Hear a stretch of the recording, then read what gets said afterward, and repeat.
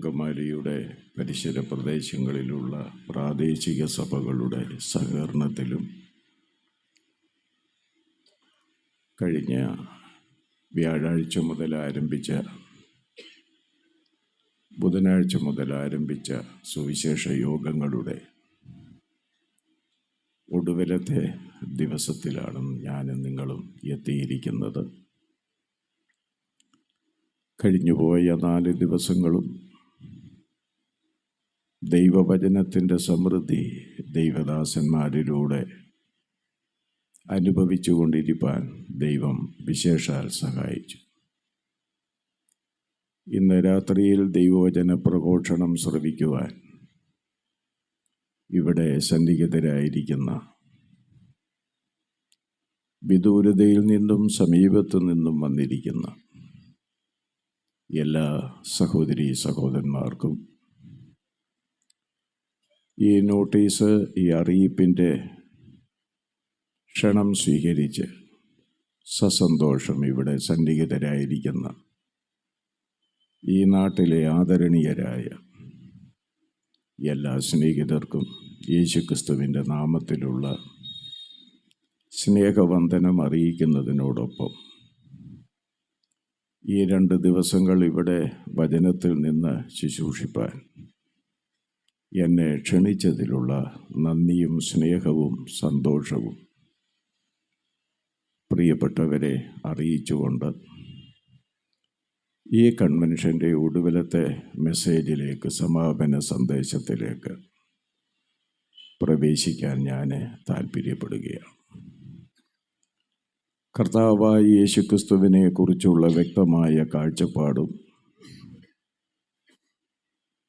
ക്രിസ്തുവിനോടുള്ള നമ്മുടെ സ്നേഹവും പ്രതിബദ്ധതയും ക്രിസ്തുവിൻ്റെ ആളത്വത്തിൻ്റെ വലിപ്പവും മഹത്വവും അനുഭവിച്ചിട്ടുള്ള ദൈവജനമാണ് ഇന്ന് രാത്രിയിൽ ഈ യോഗത്തിൽ കൂടി വന്നിരിക്കുന്നവരിൽ അധികം പേരും. കഴിഞ്ഞ രാത്രി ഞാൻ പ്രസംഗിച്ചതുപോലെ 22 വയസ്സ് കഴിഞ്ഞപ്പോൾ ഈ വ്യക്തിത്വത്തെ പ്രസംഗിക്കുവാൻ ആരംഭിച്ച എനിക്ക് ഏതാണ്ട് 50 വർഷത്തോടടുത്തുള്ള കാലങ്ങളിൽ പ്രസംഗിച്ചു കൊണ്ടിരിപ്പാൻ ദൈവം നൽകുന്ന ദൈവകൃപയ്ക്കായി ദൈവത്തെ സ്തുതിക്കുന്നു. പൗലോസ് പറഞ്ഞതുപോലെ അത് ഞാനല്ല, എന്നിൽ വ്യാപരിച്ച ദൈവകൃപയാണ്. ആ ദൈവകൃപയാൽ ഞാൻ ഇന്നും നിൽക്കുന്നു. ഞാനാകുന്നത് കൃപയാലാകും. ഇവിടെ സഹോദരൻ പലവട്ടം ആവർത്തിച്ചു പറഞ്ഞതുപോലെ ഒരു കൂട്ടം സുവിശേഷകന്മാരുടെ വിശാലമായ ഹൃദയത്തിൻ്റെ ഒരുമയാണ് ഈ സുവിശേഷ പ്രവർത്തനം അനുസ്യൂതം ഈ അങ്കമാലിയുടെ പ്രദേശത്ത് തുടർന്നുകൊണ്ടിരിക്കാൻ ഇടവരുന്നത്. അവരുടെ സഹകരണവും നിസ്വാർത്ഥമായിരിക്കുന്ന ബന്ധവും അതിനുവേണ്ടി അവരെയും അവർക്കുള്ളതിനെയും ചെലവഴിക്കാനുള്ള മനസ്സും, പൗലോസിൻ്റെ ഭാഷയിൽ പറഞ്ഞാൽ പ്രാദേശിക സഭകൾക്ക് വലിയ ഭാരം വരുത്താതെ അവരുടെ ഒന്നിച്ചുള്ള കൂട്ടായ്മയുടെ ചെലവും എല്ലാം ഈ പ്രവർത്തനത്തിന് മുതൽക്കൂട്ടാണെന്ന് പറയാൻ എനിക്ക് താല്പര്യമുണ്ട്. യേശു കർത്താവിൻ്റെ വരവിന് നീട്ടമുണ്ടെങ്കിൽ ഈ പ്രവർത്തനം വളരെയധികമായി ദേശത്തിന് അനുഗ്രഹമായി, സഭകൾക്ക് അനുഗ്രഹമായി പ്രയോജനപ്പെടട്ടെ എന്ന് പ്രാർത്ഥിക്കുക. ലോകം യേശുക്രിസ്തുവിനെ സംബന്ധിച്ച് വിവിധ നിലകളിലാണ് ചിന്തിക്കുന്നത്. മത്തായി സുവിശേഷം 16-ാം അധ്യായം നാം വായിക്കുമ്പോൾ ഫിലിപ്പിൻ്റെ കൈസരിയയിൽ വെച്ച് യേശു ശിഷ്യന്മാരോട് ചോദിച്ച ചോദ്യം വളരെ പ്രസക്തമാണ്.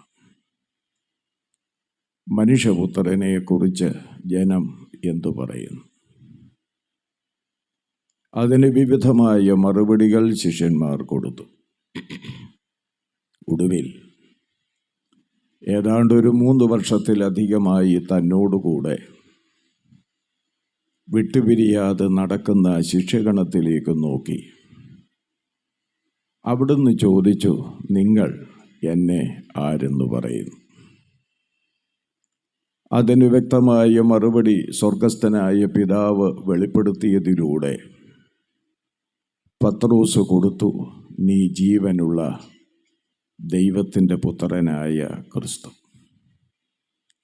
ഏതൊരു കാലത്തും യേശുക്രിസ്തുവിലുള്ള വിശ്വാസത്താൽ യേശുക്രിസ്തുവിനെ ദൈവപുത്രൻ, ദൈവം എന്നംഗീകരിക്കുകയാണ് ഏതൊരു മനുഷ്യനും കരണീയമായിരിക്കുന്നത്. എത്യോപ്യ രാജ്ഞിയുടെ ധനകാര്യമന്ത്രിയായ ഷണ്ണൻ യെരുശലേമിൽ നമസ്കരിച്ചിട്ട് തൻ്റെ വഴിക്ക് പോകവെയാണ്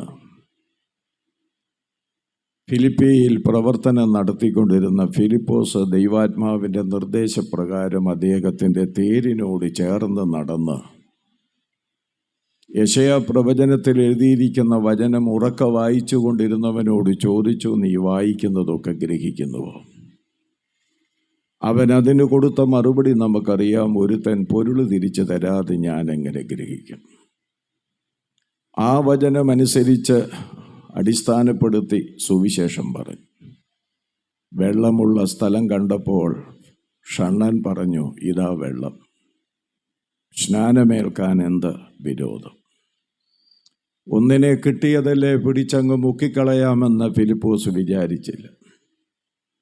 ഫിലിപ്പോസ് ഒരു ചോദ്യം ചോദിച്ചു, നീ യേശു ദൈവപുത്രനെന്ന് ഹൃദയപൂർവം വിശ്വസിക്കുന്നുവോ? ഞാൻ ഓർപ്പിച്ചതിൻ്റെ സാരം, യേശുവിനെ വാനോളം പുകഴ്ത്തുന്ന ലോക മനുഷ്യരുണ്ട്. കഴിഞ്ഞ രാത്രി ഞാൻ ഓർപ്പിച്ചതുപോലെ നമ്മുടെ നിയമസഭയിൽ മത്സരിച്ചാണ് യേശുവിൻ്റെ വാക്കുകൾ നിയമസമാജികർ കൂട്ടി ചെയ്തുകൊണ്ടിരിക്കുന്നത്. അവരൊക്കെ യേശുവിനെ ആദരിക്കുന്നവരും ബഹുമാനിക്കുന്നവരും ഒക്കെയാണെന്നുള്ളതിന് എനിക്ക് സംശയമില്ല. യേശുവിനെ നിഷേധിക്കുന്നവരൊഴിച്ച് ബാക്കിയുള്ളവരെല്ലാം യേശുവിനെ ബഹുമാനിക്കുന്നവരാണ്. പക്ഷേ ആ ബഹുമാനം എന്നൊക്കെ പറയുന്നത് തൊലിപ്പുറത്തുള്ള ബഹുമാനമാണ്. ഒരു രാത്രിയിലല്ലേ ന്യായശാസ്ത്രിയായ നിക്കോദിമോസ് യേശുവിൻ്റെ അടുക്കൽ വന്നത്. യേശുവിൻ്റെ അടുക്കൽ വന്നിട്ട് നിക്കോദിമോസ് എന്താ പറഞ്ഞത്? നീ ദൈവത്തിൻ്റെ അടുക്കൽ നിന്ന് വന്ന ഉപദേഷ്ടാവെന്ന് ഞങ്ങൾ അറിയുന്നു. ദൈവം നിന്നോടുകൂടെ ഇല്ലെങ്കിൽ ഇതൊക്കെ ചെയ്യുവാൻ നിനക്ക് കഴിയുകയില്ല. ഞാൻ സാധാരണ പറയുന്നത് പോലെ ക്രിസ്റ്റോളജിയിൽ, ക്രിസ്തുവിജ്ഞാനീയത്തിൽ വളരെ അത്യാവശ്യമായി പറയേണ്ട അഭിപ്രായങ്ങളാണ് നിക്കോദിമോസ് യേശുവിനോട് പറഞ്ഞത്. അവൻ്റെ സംസാരം യേശുവിൽ സംതൃപ്തിപ്പെടുത്തിയില്ല. അപ്പോഴാണ് യേശു അവൻ്റെ നെറ്റിക്ക് നേരെ നോക്കിക്കൊണ്ട് പറഞ്ഞത്, നീ പുതുതായി ജനിച്ചില്ലെങ്കിൽ ദൈവരാജ്യത്തിൽ കടപ്പാൻ കഴിയുകയില്ല. ഇന്ന് ലോകത്തിലെ സകല താത്വിക ചിന്തകന്മാരോടും മഹാത്മാക്കളോടും രാഷ്ട്രീയ മീമാംസകളോടുമൊക്കെ എനിക്ക് ഈ രാത്രി പറയാനുള്ളതും അതുതന്നെയാണ്. യേശുവിനെ കുറിച്ച് എന്തെല്ലാം പറഞ്ഞാലും കാര്യമൊന്നുമില്ല. യോഹന്നാൻ്റെ സുവിശേഷം 8-ാം അധ്യായം 24-ാം വാക്യത്തിൽ യേശു തൻ്റെ പ്രസംഗം കേൾക്കുന്ന യഹൂദന്മാരോട് വിളിച്ചു പറഞ്ഞത് ഇങ്ങനെയാണ്, ഞാൻ അങ്ങനെയുള്ളവനെന്ന് നിങ്ങൾ വിശ്വസിക്കുന്നില്ലെങ്കിൽ നിങ്ങൾ നിങ്ങളുടെ പാപങ്ങളിൽ മരിക്കും. ഞാൻ എങ്ങനെയെങ്കിലും ഉള്ളവനെന്ന് വിശ്വസിച്ചാൽ പോരാ. യേശുവിനെ പ്രവാചകനെന്ന് കരുതുന്നവരുണ്ട്, യേശുവിനെ ഒരു നല്ല മനുഷ്യനെന്ന് കരുതുന്നവരുണ്ട്, യേശുവിനെ ഒരു മത നേതാവായി കാണുന്നവരുണ്ട്. അങ്ങനെ യേശുവിനെ വ്യത്യസ്തമായ തലങ്ങളിലൂടെ വീക്ഷിക്കുന്നവരുണ്ട്. എന്നാൽ യേശു അതിൽ തൃപ്തനല്ല. അവിടുന്ന് പറഞ്ഞത് എന്താണ്? ഞാൻ അങ്ങനെയുള്ളവനെന്ന്. എങ്ങനെയുമുള്ളവനെന്നല്ല, അങ്ങനെയുള്ളവനെന്ന്. നിങ്ങൾ വിശ്വസിക്കുന്നില്ലെങ്കിൽ നിങ്ങൾ നിങ്ങളുടെ പാപങ്ങളിൽ മരിക്കും. യേശു എങ്ങനെയുള്ളവനാണെന്ന് വെളിപ്പെടുത്തുന്ന ഏക ഗ്രന്ഥം ഈ അവനിയുടെ മുഖത്തുണ്ടെങ്കിൽ അത് വിശുദ്ധ ബൈബിളാണ്. ഉൽപ്പത്തി മുതൽ വെളിപ്പാട് വരെ പരന്നു കിടക്കുന്ന ഈ അനുഗ്രഹിക്കപ്പെട്ട വചനം, ഈ വചനത്തെയും ഒരു മതഗ്രന്ഥമായി കാണുന്നവർ ഒരുപക്ഷെ ഈ വന്നിരിക്കുന്നവരുടെ കൂട്ടത്തിലോ മതിൽക്കെട്ടിന് പുറത്തോ ഒക്കെയായിട്ടുണ്ടാവാം. ഈ വചനത്തെ സംബന്ധിച്ച് വളരെ വ്യക്തമായി ഈ വചനം തന്നെ സൂചിപ്പിക്കുന്ന 3 കാര്യങ്ങൾ നിങ്ങളുടെ ശ്രദ്ധയിലേക്ക് പ്രാരംഭത്തിൽ കൊണ്ടുവരാം. ഒന്ന്, ഈ വചനത്തെക്കുറിച്ച് തന്നെ പറയുന്നത് ദൈവശ്വാസീയ തിരുവെഴുത്ത് എന്നാണ്. ശ്വാസീയം എന്ന് പറഞ്ഞാൽ അതിനർത്ഥം നമുക്കറിയാം, ശ്വസിക്കുക, ഉച്ഛ്വസിക്കുക എന്നാണ്. ഈ ബൈബിളിലെ ഓരോ വചനവും ദൈവം ഉച്ഛ്വസിച്ചതാണ്. ദൈവം ഉച്ഛ്വസിച്ചതുകൊണ്ടാണ് ഇത് ജീവനുള്ളതായി മാറിയത്. ദൈവസൃഷ്ടിയുടെ 6-ാം ദിവസം ദൈവം തൻ്റെ കരാങ്കുലിയാൽ ഈ മണ്ണിൽ നിന്ന് മെനഞ്ഞെടുത്ത മനുഷ്യൻ ജീവനറ്റ ഒരു ശരീരമായി കിടന്നപ്പോഴാണ് ദൈവം അവൻ്റെ മൂക്കിലേക്ക് ശ്വസിച്ചത്. ശ്വസിച്ചതിൻ്റെ ഫലം അവിടെ പറയുന്നുണ്ട്, മനുഷ്യൻ ജീവനുള്ള ദേഹിയായി മാറി. അപ്പോൾ ദൈവം ഉച്ഛ്വസിക്കുമ്പോഴാണ് ജീവൻ ഉണ്ടാകുന്നത്.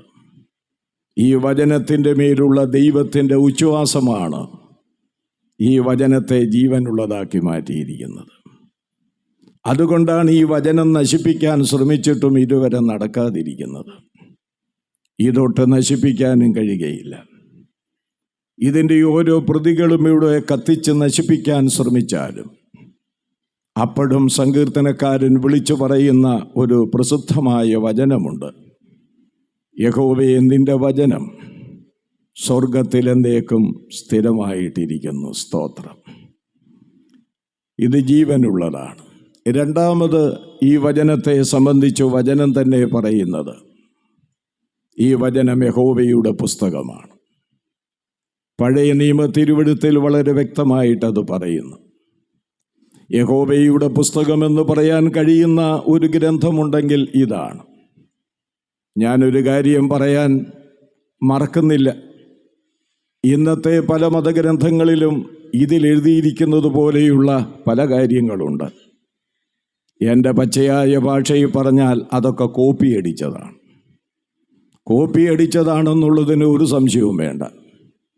ക്രിസ്തുവിന് 500 വർഷം മുൻപ് യഹൂദന്മാരെ പോലും വെട്ടിയരിഞ്ഞു കൊന്ന് മതം മാറ്റി എടുത്ത ഒരു വീരശൂര പരാക്രമിയുണ്ട്. അയാൾ മുഖാന്തരമായിട്ടും ഒരു പുസ്തകം എഴുതി. ആ പുസ്തകമാണ് ശരിയെന്ന് പറഞ്ഞാണ് നടക്കുന്നത്.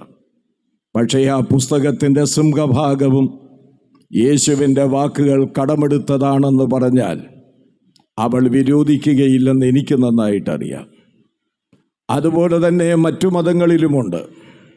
ആര്യ സംസ്കാരത്തിലുള്ളവർ യഹൂദന്മാരുമായി ബന്ധം ഉള്ളവരായിരുന്നു. അവരൊക്കെ യൂറോപ്പിൽ നിന്നാണ് ഇന്ത്യയിലേക്ക് വന്നത്. യഹൂദ മതവുമായി നല്ല ബന്ധമുണ്ടായിരുന്ന അവർ പഴയ നിയമത്തിലെ നിരവധി ഭാഗങ്ങൾ അവരെടുത്ത്, ഏതു മതഗ്രന്ഥമെന്നൊന്നും ഞാൻ പറയാൻ ആഗ്രഹിക്കുന്നില്ല, അതിനകത്തും കോട്ട് ചെയ്തു. എന്നാൽ അതിനൊന്നിനും യഹോവയുടെ പുസ്തകമെന്ന് പറയാൻ കഴിയുകയില്ല. യഹോവയുടെ പുസ്തകമെന്ന് പറയാൻ കഴിയുന്ന ഒരൊറ്റ ഗ്രന്ഥം എൻ്റെ അനുഭവത്തിൽ പറഞ്ഞാൽ കഴിഞ്ഞ ദീർഘവർഷങ്ങളായി ഞാൻ എടുത്തുകൊണ്ട് നടക്കുന്ന ഈ പുസ്തകം തന്നെ വേണം സഭായോഗത്തിന് കൊണ്ടുവരേണ്ടത്. ഈ പുസ്തകം തന്നെ വേണം ആത്മീയ യോഗങ്ങളിൽ കൊണ്ടുവരേണ്ടത്. ഞാൻ ഏതു വഴിക്കാണ് പോകുന്നതെന്ന് ചിലർക്കിപ്പോൾ പിടികിട്ടും. ചിലർ കൊണ്ടുവരുന്നത് മൊബൈൽ എന്ന വേദപുസ്തകമാണ്. വാക്യം പറയുമ്പോൾ അതിലാണ് തപ്പിയെടുക്കുന്നത്. അങ്ങനെയുള്ള ബിരുദന്മാർ ഈ പന്തലിൻ്റെ കീഴിലുണ്ടെങ്കിൽ നിൻ്റെ മൊബൈൽ ദൈവം തല്ലിപ്പൊട്ടിക്കും. ഞാനൊരു വസ്തുത പറയാം. ആത്മീയ യോഗങ്ങൾക്ക് വരുന്നത് മൊബൈലിലെ വചനവുമായിട്ടല്ല വരേണ്ടത്. നിനക്ക് എന്നാ കിട്ടിയത് ഈ മൊബൈൽ? എന്നാ കിട്ടിയത്? ഫോൺ പോയിട്ട് എന്താ വീട്ടിലുണ്ടായിരുന്നത്? ഇപ്പോൾ മൊബൈലായി. ആ മൊബൈൽ എന്ന് പറഞ്ഞാൽ ഒരു സ്ലേറ്റിൻ്റെ വലിപ്പമുണ്ട്. ചില സമയത്ത് ആത്മീയ കാര്യങ്ങളിലൊക്കെ വരുന്നത് കണ്ടാൽ എനിക്ക് അത്ഭുതപ്പെടാറുണ്ട്. ഈ മൊബൈലും പിടിച്ച് വലത്ത് വിരലിൻ്റെ നടുവിലത്തെ വിരലിൻ്റെ അവിടേക്ക് കാറിൻ്റെ കീയും അങ്ങോട്ട് കയറ്റി വരികയാ. സഹോദരന്മാരെ കണ്ടാൽ 2 വിരലാണ് കൊടുക്കുന്നത്, ബാക്കി മുഴുവൻ മൊബൈലും താക്കോലുമാണ്. എൻ്റെ നേരെ ആരെങ്ങനെ നീട്ടിത്തരുന്നോ ഞാൻ പറയും ഇത് മാറ്റാൻ പറയും. നിൻ്റെ 2 വിരൽ എനിക്ക് വേണ്ട, നിൻ്റെ മൊത്തം കൈ എനിക്ക് മതിയെന്ന് പറയും. ഇത് പറയാനുള്ള ആർജവം ദൈവദാസന്മാർക്കില്ലെങ്കിൽ വേറെ വല്ല പണിക്ക് അവർ പോകണം. അതുകൊണ്ട് ഈ രാത്രി ഞാൻ വളരെ വ്യക്തമായി പറയുകയാണ്, ഇവിടെ ഇരിക്കുന്ന ഒരെണ്ണം ആത്മീയ യോഗത്തിന് മൊബൈലും കൊണ്ടുവന്ന് വചനം തപ്പരുത്. ദൈവത്തിൻ്റെ ശിക്ഷ നിൻ്റെ മേൽ വരാൻ ഇടയാകരുത്. ഈ പുസ്തകത്തിന് ഭാരമുള്ളതല്ലല്ലോ. ഈ പുസ്തകം എടുക്കണം, ഈ പുസ്തകവുമായിട്ട് വരണം. കർത്താവ് സഹായിക്കട്ടെ. അതുകൊണ്ട് ഇത് യഹോവയുടെ പുസ്തകമാണ്. ഈ യഹോവയുടെ പുസ്തകമെന്ന് പറയാൻ ഇത് മാത്രമേ ഉള്ളൂ.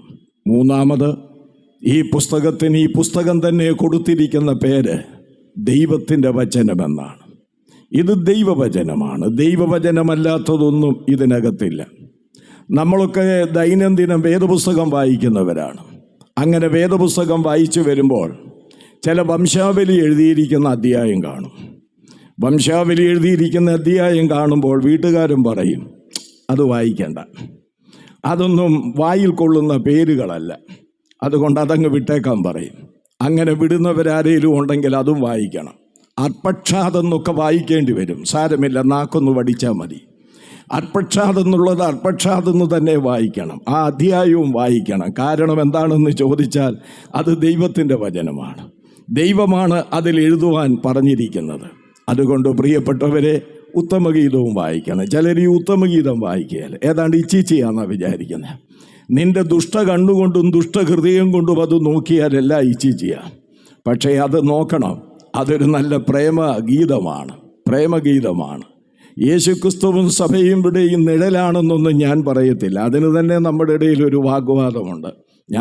ഞാനത് അങ്ങനെ പറയുന്നില്ല. പക്ഷേ ക്രിസ്തുവിനെയും സഭയെയും നമ്മുടെ മനസ്സിലേക്ക് കൊണ്ടുവരുന്ന അനുഗ്രഹീതമായൊരു പുസ്തകമാണ് ഉത്തമഗീതം. അപ്പോൾ അതും വായിക്കണം. കാരണം എന്താണെന്ന് ചോദിച്ചാൽ അത് ദൈവത്തിൻ്റെ വചനമാണ്. അതുകൊണ്ട് ഈ പുസ്തകത്തിൻ്റെ 3 സവിശേഷത ഞാനിവിടെ ഓർപ്പിക്കുകയുണ്ടായി. ഒന്ന്, ദൈവത്തിൻ്റെ ഉച്ഛ്വാസം ഉള്ള ഗ്രന്ഥമാണിത്. രണ്ടാമത്, ഇത് യഹോവയുടെ പുസ്തകമാണ്. മൂന്നാമത്, ഇത് ദൈവത്തിൻ്റെ വചനമാണ്. ഈ പുസ്തകത്തിലാണ് യേശു ആരാണെന്ന് അറിയാൻ കഴിയുന്നത്. ഒരിക്കൽ ഡോക്ടർ KN നമ്പൂതിരിപ്പാട് ഞാനിവിടെ ഓർപ്പിച്ചിട്ടുണ്ടോ എന്ന് എനിക്കറിഞ്ഞുകൂടാ. എനിക്ക് അദ്ദേഹവുമായി നല്ല ബന്ധമുണ്ടായിരുന്നു. എൻ്റെ നല്ല യൗവന പ്രായത്തിൽ അദ്ദേഹത്തോടൊരുമിച്ച് വിദേശത്തും സ്വദേശത്തും പ്രസംഗിക്കാനുള്ള അവസരം എനിക്കുണ്ടായിട്ടുണ്ട്. ഇന്നത്തെ പോലെ ഒരാൾ പ്രസംഗിച്ച് ആ ആൾ പോയി അടുത്ത ആൾ വരുന്ന പരിപാടിയല്ല. 4 പേരെ പ്രസംഗത്തിന് വിളിച്ചാൽ 4 പേരും ആ വീട്ടിൽ താമസിക്കും. 2 മുറി അവർക്ക് കൊടുക്കും. ഒരു മുറിയിൽ 2 പേര്, ഒരു മുറിയിൽ 2 പേര്. അങ്ങനെ ഞാൻ ഇദ്ദേഹത്തിൻ്റെ കൂടെ ഒരു മുറിയിൽ അപ്പുറയും ഇപ്പുറയുമായിട്ട് ഞങ്ങൾ കട്ടിലിൽ കിടന്ന് വർത്തമാനം പറഞ്ഞിട്ടുണ്ട്. ഒരിക്കൽ ഞാൻ അദ്ദേഹത്തോട് ചോദിച്ചു, അങ്ങെങ്ങനെയാണ് ഈ രംഗത്തേക്ക് വന്നത്? നിങ്ങൾ ചിലർ കേട്ടിട്ടുണ്ടാകും. അദ്ദേഹം പറഞ്ഞു, UK വെച്ചാണ്. UK ഉപരിപഠനത്തിന് പോയി അതിൻ്റെ ഒടുവിലത്തെ സമയം ഗെറ്റ് ടുഗദറിൽ ഒരു യുവതി ഇദ്ദേഹത്തിൻ്റെ കയ്യിൽ സുവിശേഷത്തിൻ്റെ ഇംഗ്ലീഷ് പ്രതി കൊടുത്തിട്ട് പറഞ്ഞു, നിങ്ങൾ നിങ്ങളുടെ റൂമിൽ പോയി ഇത് വായിക്കണം. അങ്ങനെ റൂമിൽ ചെന്ന് വായിച്ചു. യോഹന്നാൻ്റെ സുവിശേഷം വായിക്കണമെന്ന് പ്രത്യേകിച്ച് അദ്ദേഹത്തോട് നിർദ്ദേശിച്ചു. അങ്ങനെ യോഹന്നാൻ്റെ സുവിശേഷം വായിച്ചപ്പോൾ അതിനകത്ത് യേശുവിൻ്റെ അവകാശ പ്രഖ്യാപനം അദ്ദേഹം കണ്ടു. നമുക്ക് അവകാശ പ്രഖ്യാപനം അറിയാം. ഞാൻ ജീവൻ്റെ വാതിൽ, ഞാൻ ജീവൻ്റെ അപ്പം, ഞാൻ നല്ല ഇടയൻ. ഇതിങ്ങനെ വായിച്ചപ്പോൾ അദ്ദേഹം പറഞ്ഞ വചനം തന്നെ ഞാൻ പറയുക. അദ്ദേഹം പറഞ്ഞു, ഈ അവകാശ പ്രഖ്യാപനം നടത്തിയത് 2-ൽ ഒരാളായിരിക്കണം. ഒന്നുകിൽ ഒരു ഭ്രാന്തനായിരിക്കണം, അല്ലെങ്കിൽ ദൈവമായിരിക്കണം. ഈ 2 കൂട്ടർക്കല്ലാതെ ഇത് പറയാൻ കഴിയുകയില്ല. വീണ്ടും അദ്ദേഹം വായിച്ചു. അദ്ദേഹം എന്നോട് പറഞ്ഞ വചനം അങ്ങനെ തന്നെ കടമെടുത്ത് പറയട്ടെ. 2ാം പ്രാവശ്യം വായിച്ചപ്പോൾ അദ്ദേഹം ഇരുന്ന കസേരയിൽ തനിക്കിരിക്കാൻ കഴിഞ്ഞില്ല. താൻ ആ കസേരയിൽ നിന്നിറങ്ങി മുട്ടുകുത്തി സ്വർഗത്തിലേക്ക് നോക്കിയിട്ട് പറഞ്ഞു, യേശുവേ, അവിടുന്ന് ദൈവവും കർത്താവുമാണ്. അങ്ങനെ യേശുവിനെ സ്വീകരിച്ചു. ഏത് മുഖാന്തരം? ഈ ബൈബിൾ മുഖാന്തരം. ഇന്ന് രാത്രിയിൽ ആ ബൈബിളിലൂടെ യേശുവിനെ ദൈവമായി കണ്ടെത്തിയ നൂറുകണക്കിന് ആൾക്കാർ ഇവിടെ ഇരിപ്പുണ്ട്. ഞാൻ അവരെ കരങ്ങൾ ഉയർത്തി ദൈവത്തിന് സ്തോത്രം ചെയ്യുകയാണ്. അപ്പം ഞാൻ ഓർപ്പിച്ചതുപോലെ യേശു ആരാണെന്ന് മനസ്സിലാക്കാൻ വേദപുസ്തകത്തിലേക്ക് നമുക്ക് മടങ്ങി വരണം. അത് കൊലോസ്യ ലേഖനം 1-ാം അധ്യായം 15 മുതൽ 22 വരെയുള്ള വാക്യങ്ങളിൽ നിന്ന് യേശു എങ്ങനെയുള്ളവനെന്ന് വെളിപ്പെടുത്തിയിരിക്കുന്നത് ഒരു വിശദീകരണം നൽകി സമയത്ത് എൻ്റെ വാക്കുകൾ അവസാനിപ്പിക്കാം. വളരെ ബഹുമാനിക്കുന്ന, വളരെ സ്നേഹിക്കുന്ന ഒരു ദൈവദാസൻ ഇന്ന് എന്നോട് ചോദിച്ചു, ഇന്ന് 1.5 മണിക്കൂർ എടുക്കുകയല്ലേ എന്ന്. ഞാനൊരു ചിരിച്ചു. അത്രമാത്രം, അത്രയൊന്നും എടുക്കുകയില്ല. നിങ്ങൾക്കറിയാം, ശബ്ദമൊന്നും പഴയതുപോലൊന്നും ഞാൻ എടുക്കാറില്ല. അങ്ങനെ ശബ്ദം കേട്ട് ആരും ഇനി ഹാർട്ട് അറ്റാക്ക് ഉണ്ടാകരുത്. മാനസാന്തരം എനിക്കുണ്ടായി എന്ന് ഞാൻ കിഴക്കേ സഭയിൽ പറഞ്ഞു.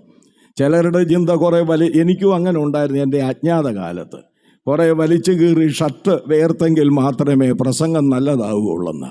പിന്നീടാണ് എനിക്ക് ബോധം വന്നത്. പക്ഷേ ബോധം വന്നപ്പോൾ നേരം വെളുത്തു. ബോധം വന്നപ്പോൾ എനിക്ക് മനസ്സിലായി, ഇങ്ങനെയൊന്നുമല്ല പ്രസംഗിക്കേണ്ടത്. ശാന്തമായി പ്രസംഗിക്കണം, കാര്യങ്ങൾ മനസ്സിലാക്കി കൊടുക്കണം. അതാണ് കഴിഞ്ഞ രാത്രിയിലും ചെയ്തത്, ഇന്ന് രാത്രിയിലും ഈ കാലങ്ങളിലൊക്കെ ചെയ്തുകൊണ്ടിരിക്കുന്നത് അങ്ങനെയാണ്. അതുകൊണ്ട് വളരെ ശാന്തമായിട്ടിരിക്കുന്ന എല്ലാവർക്കായും ദൈവത്തെ സ്തുതിക്കുന്നു. ഈ പുറമെ ആരൊക്കെയാണ് നിൽക്കുന്നതെന്ന് എനിക്കറിഞ്ഞുകൂടാ. നിങ്ങളിത് കഴിഞ്ഞിട്ടേ പോകാവൂ എന്നൊരപേക്ഷ എനിക്കുണ്ട്. ഇതെന്താണെന്നൊന്ന് അറിയണ്ടേ? അതുകൊണ്ട് ഇത് കേട്ടിട്ട് വേണം പോകാൻ. യേശു എങ്ങനെയുള്ളവനാണെന്ന് കൊലോസ്യ ലേഖനം 1-ാം അധ്യായം 15 മുതൽ 22 വരെയുള്ള വാക്യങ്ങളിൽ നിന്ന് ഒരു വിശദീകരണം നൽകാൻ ഞാൻ ആഗ്രഹിക്കുകയാണ്. കൊലോസ്യ ലേഖനം 1-ാം അധ്യായം 15-ാം വാക്യത്തിൽ യേശു ആരാണെന്നുള്ളതിന് 2 കാര്യങ്ങൾ അവിടെ ഓർപ്പിക്കുന്നുണ്ട്. ഒന്ന്, അവിടുന്ന് അദൃശ്യനായ ദൈവത്തിൻ്റെ പ്രതിമ എന്നാണ്. അദൃശ്യനായ ദൈവത്തിൻ്റെ പ്രതിമ. ഈ പ്രയോഗം മറ്റു പലയിടങ്ങളിൽ വരുന്നത് നാം കാണുന്നുണ്ട്. കൊരിന്ത്യർക്കെഴുതിയ 2-ാം ലേഖനം 4-ാം അധ്യായം 4-ാം വാക്യത്തിൽ ദൈവപ്രതിമയായ ക്രിസ്തുവിൻ്റെ സുവിശേഷത്തിൻ്റെ പ്രകാശനം ശോഭിക്കാതിരിപ്പാൻ എന്നവിടെ പറയുന്നുണ്ട്. അവിടെ യേശുവിനെ ദൈവപ്രതിമയായ ക്രിസ്തു എന്നാണ് പറഞ്ഞിരിക്കുന്നത്. ഇവിടെ അദൃശ്യനായ ദൈവത്തിൻ്റെ പ്രതിമയെന്ന. അദൃശ്യനായ ദൈവമെന്ന് പറഞ്ഞാൽ നമുക്കറിയാം, മനുഷ്യൻ്റെ മാംസചക്ഷസുകൾക്ക് കാണാൻ കഴിയാത്ത ആളാണ് ദൈവം. അതുകൊണ്ടാണ് ചിലർ പറയുന്നത് ദൈവമില്ല എന്ന്. ഇന്ന് കഴിഞ്ഞിടയിൽ ഒരുത്തൻ പറഞ്ഞു, ഞാൻ അയാളുടെ പേര് പറഞ്ഞൊന്നും വലുതാക്കാൻ ശ്രമിക്കുന്നില്ല. അയാൾ ഈ ലോകം മുഴുവൻ സഞ്ചരിക്കുന്ന ഒരു നാടോടിയാണ്. അദ്ദേഹം പറഞ്ഞു, അദ്ദേഹം എഴുത്തുകാരനുമല്ല, സാഹിത്യകാരനുമല്ല, മകാനുമല്ല, ശാസ്ത്രജ്ഞനുമല്ല, തത്വചിന്തകനുമല്ല, ഒന്നുമല്ല. എന്നിട്ടും അയാളെ ഇങ്ങനെ പൊക്കിക്കൊണ്ട് കുറേ ആളുകൾ നടക്കുക.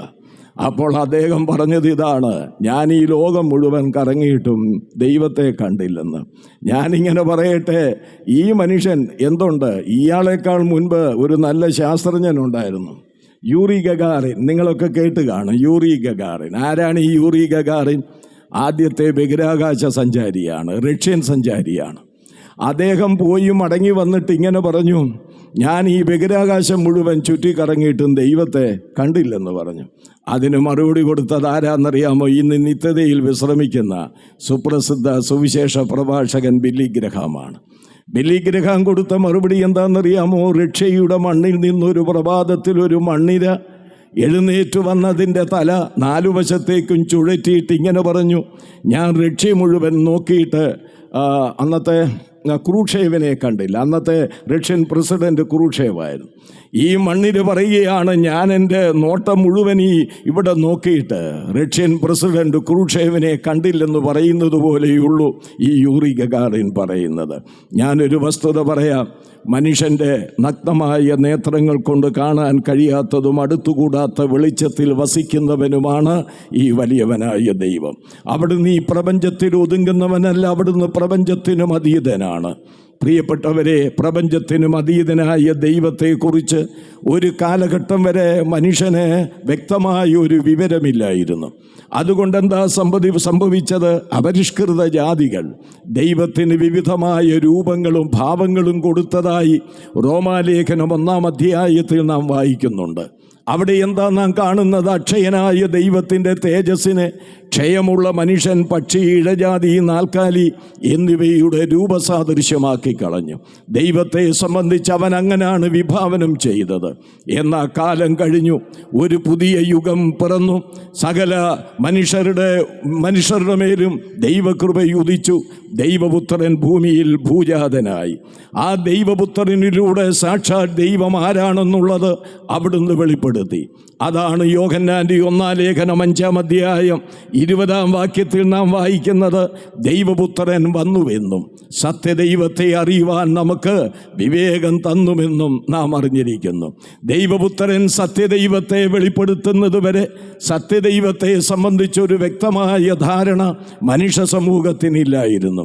അതുകൊണ്ട് ഇവിടെ യേശുവിനെ കുറിച്ച് എന്താ പറയുന്നത്? അവിടുന്ന് അദൃശ്യനായ ദൈവത്തിൻ്റെ പ്രതിമയാണ്. ദൈവത്തെ ആരും ഒരു നാൾ കണ്ടിട്ടില്ലെന്ന് യോഹന്നാൻ്റെ സുവിശേഷം 1-ാം അധ്യായം 18-ാം വാക്യത്തിൽ നാം കാണുന്നുണ്ട്. പ്രിയപ്പെട്ടവരെ, കാണാത്തതൊന്നും ഇല്ല എന്ന് പറയാൻ കഴിയുമോ? ഇല്ലെന്നും ഉണ്ടെന്നും പറയുന്നത് ഉള്ളതുകൊണ്ടല്ലേ. ഒരാൾ എന്നോട് പറയുകയാണ്, ഒരു 500 രൂപ തരുമോ? ഞാൻ പറയുകയാണ് ഇല്ല. അപ്പോൾ അയാൾ പറയുക, അല്ല, പോക്കറ്റിലുണ്ട്. ഞാൻ പറയുന്നു ഇല്ല. അങ്ങനെ ഇല്ലെന്നും ഉണ്ടെന്നും പറയാനുള്ള കാര്യം എന്താ? 500 രൂപ എന്ന യാഥാർത്ഥ്യം ഉള്ളതുകൊണ്ടല്ലേ. 500 രൂപ എന്ന യാഥാർത്ഥ്യം ഇല്ലെങ്കിൽ ഉണ്ടെന്നോ ഇല്ലെന്നോ പറയേണ്ട കാര്യമുണ്ടോ? വേറൊരാൾ പറയുകയാണ് ഇപ്പം നല്ല വെയിലാണ്, വേറൊരാൾ പറയുക വെയിലില്ല. അപ്പം വെയിലില്ലെന്നും വെയിലുണ്ടെന്നും പറയണമെങ്കിൽ വെയിലെന്ന യാഥാർത്ഥ്യം ഉള്ളത് കൊണ്ടാണല്ലോ. ഇതുപോലെ ഇല്ലാത്തതിനെ ഉണ്ടെന്നും ഇല്ലെന്നും പറയേണ്ട കാര്യമില്ല. ഉള്ളതിനെയാണ് ഇല്ലെന്നും ഉണ്ടെന്നും പറയുന്നത്. അതുകൊണ്ട് ഇല്ലെന്നും ഉണ്ടെന്നുമുള്ള ആ വാദഗതിയിലൂടെ ഒരു കാര്യം ഉരുത്തിരിഞ്ഞ് പുറത്തു വരികയാണ്. ദൈവം ഒരു യാഥാർത്ഥ്യമാണ്. നെബൂഖദ്നേസർ രാജാവിൻ്റെ മുൻപാകെ നിൽക്കുന്ന ദാനിയേൽ നെബൂഖദ്നേസർ രാജാവിനോട് സ്വപ്നം വിവരിച്ചു കൊടുക്കുന്ന സമയത്ത് ഏതൊരു മനുഷ്യനും അറിഞ്ഞിരിക്കേണ്ട ഒരു പ്രസ്താവന അദ്ദേഹം പറയുന്നുണ്ട്. രഹസ്യങ്ങളെ വെളിപ്പെടുത്തുന്ന ഒരു ദൈവം സ്വർഗത്തിലുണ്ട് എന്ന്. ആകയാൽ പ്രിയപ്പെട്ടവരെ, ഒരു ദൈവമുണ്ട്. ആ ദൈവത്തെ വെളിപ്പെടുത്തിയവനാണ് കർത്താവായ യേശു ക്രിസ്തു. ഇവിടെ ദൈവപ്രതിമ എന്നുള്ളതിന് നമുക്കറിയാം ഇംഗ്ലീഷ് പരിഭാഷ ഇമേജ് എന്നാണ്. ഈ പദത്തിന് 2 ആശയങ്ങളാണ് ഉള്ളത്. ഒന്നാമത്തെ ആശയം ദൈവത്തെ പ്രതിനിധീകരിക്കുന്നവൻ എന്നുണ്ട്. രണ്ടാമത്തെ ആശയം എന്ന് പറയുന്നത് ദൈവത്തെ വെളിപ്പെടുത്തുന്നവൻ എന്നുണ്ട്. ഞാൻ ഇന്ന് രാത്രിയിൽ ഇങ്ങനെ പറയട്ടെ, അദൃശ്യനായ ദൈവത്തിൻ്റെ പ്രതിമയെന്ന് യേശുവിനെ കുറിച്ച് പറയുമ്പോൾ യേശു ദൈവത്തെ കേവലം പ്രതിനിധീകരിക്കുന്നവനെന്നല്ല, ദൈവത്തെ വെളിപ്പെടുത്തിയവനെന്ന് അർത്ഥം. ദൈവത്തെ വെളിപ്പെടുത്താൻ ദൈവത്തിന് മാത്രമല്ലേ കഴിയുകയുള്ളൂ. ദൈവത്തെ വെളിപ്പെടുത്താൻ മനുഷ്യന് കഴിയുകയില്ലല്ലോ. മനുഷ്യനെ വെളിപ്പെടുത്താൻ മനുഷ്യന് കഴിയും, മൃഗത്തെ വെളിപ്പെടുത്താൻ മൃഗത്തിന് കഴിയും. എന്നാൽ ദൈവത്തെ വെളിപ്പെടുത്താൻ ദൈവത്തിന് മാത്രമേ കഴിയുകയുള്ളൂ. അതാണ് യോഹന്നാൻ്റെ സുവിശേഷം 1:18 വായിക്കുന്നത്. എന്ത്? ദൈവത്തെ ആരും ഒരു നാളും കണ്ടിട്ടില്ല. എൻ്റെ കൂടെ പറയണം, പറയുന്നതിന് കാശൊന്നും തരണ്ടല്ലോ. യോഹന്നാൻ 1:18 ദൈവത്തെ ആരും ഒരു നാൾ കണ്ടിട്ടില്ല, തൻ്റെ മടിയിലിരിക്കുന്ന ഏകജാതനായ പുത്രൻ അവനെ വെളിപ്പെടുത്തിയിരിക്കുന്നു. എന്നേക്കാൾ വലിയ ഗ്രീക്കൊക്കെ പഠിച്ചിട്ടുള്ളവർ ഇവിടെ വന്നിട്ടുണ്ട്. അവർക്കും അറിയാവുന്ന കാര്യമാണ്. ചില ഇംഗ്ലീഷ് പരിഭാഷ ശ്രദ്ധിക്കണം. ഞാൻ വലിയ അറിവില്ലാത്തതായതുകൊണ്ട് എല്ലാം ഒന്ന് ശ്രദ്ധിക്കും. കാര്യം വിവരക്കേട് പറയാൻ പാടില്ലല്ലോ. ഞാൻ കഴിഞ്ഞ ദിവസം പോലെ നല്ലൊരു ഹോംവർക്ക് ചെയ്യാതെ ഒരു പ്രസംഗവും ഞാൻ ചെയ്യാറില്ല. അത് ദൈവകൃപയിൽ നിന്നുകൊണ്ട് പറയുക. യോഹന്നാൻ 1:18 തൻ്റെ ഏകജാതനായ പുത്രൻ എന്ന് പറയുന്നിടത്തെ ശരിയായിരിക്കുന്ന ആശയം എന്ന് പരിഭാഷ എന്ന് പറയുന്നത് ഏകജാതനായ ദൈവം എന്നാണ്.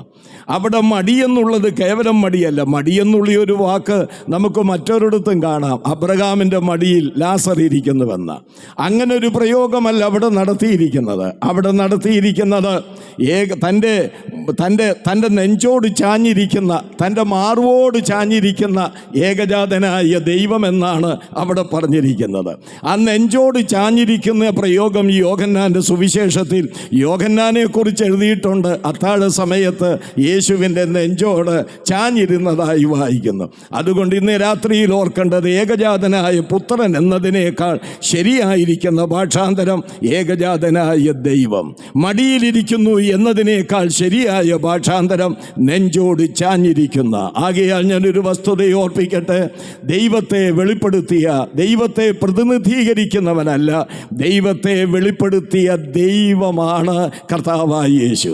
ദൈവത്തെ വെളിപ്പെടുത്തിയ മനുഷ്യനെന്നല്ല ഞാൻ പറഞ്ഞത്, ദൈവത്തെ വെളിപ്പെടുത്തിയ ദൈവമാണ് കർത്താവായ യേശു ക്രിസ്തു.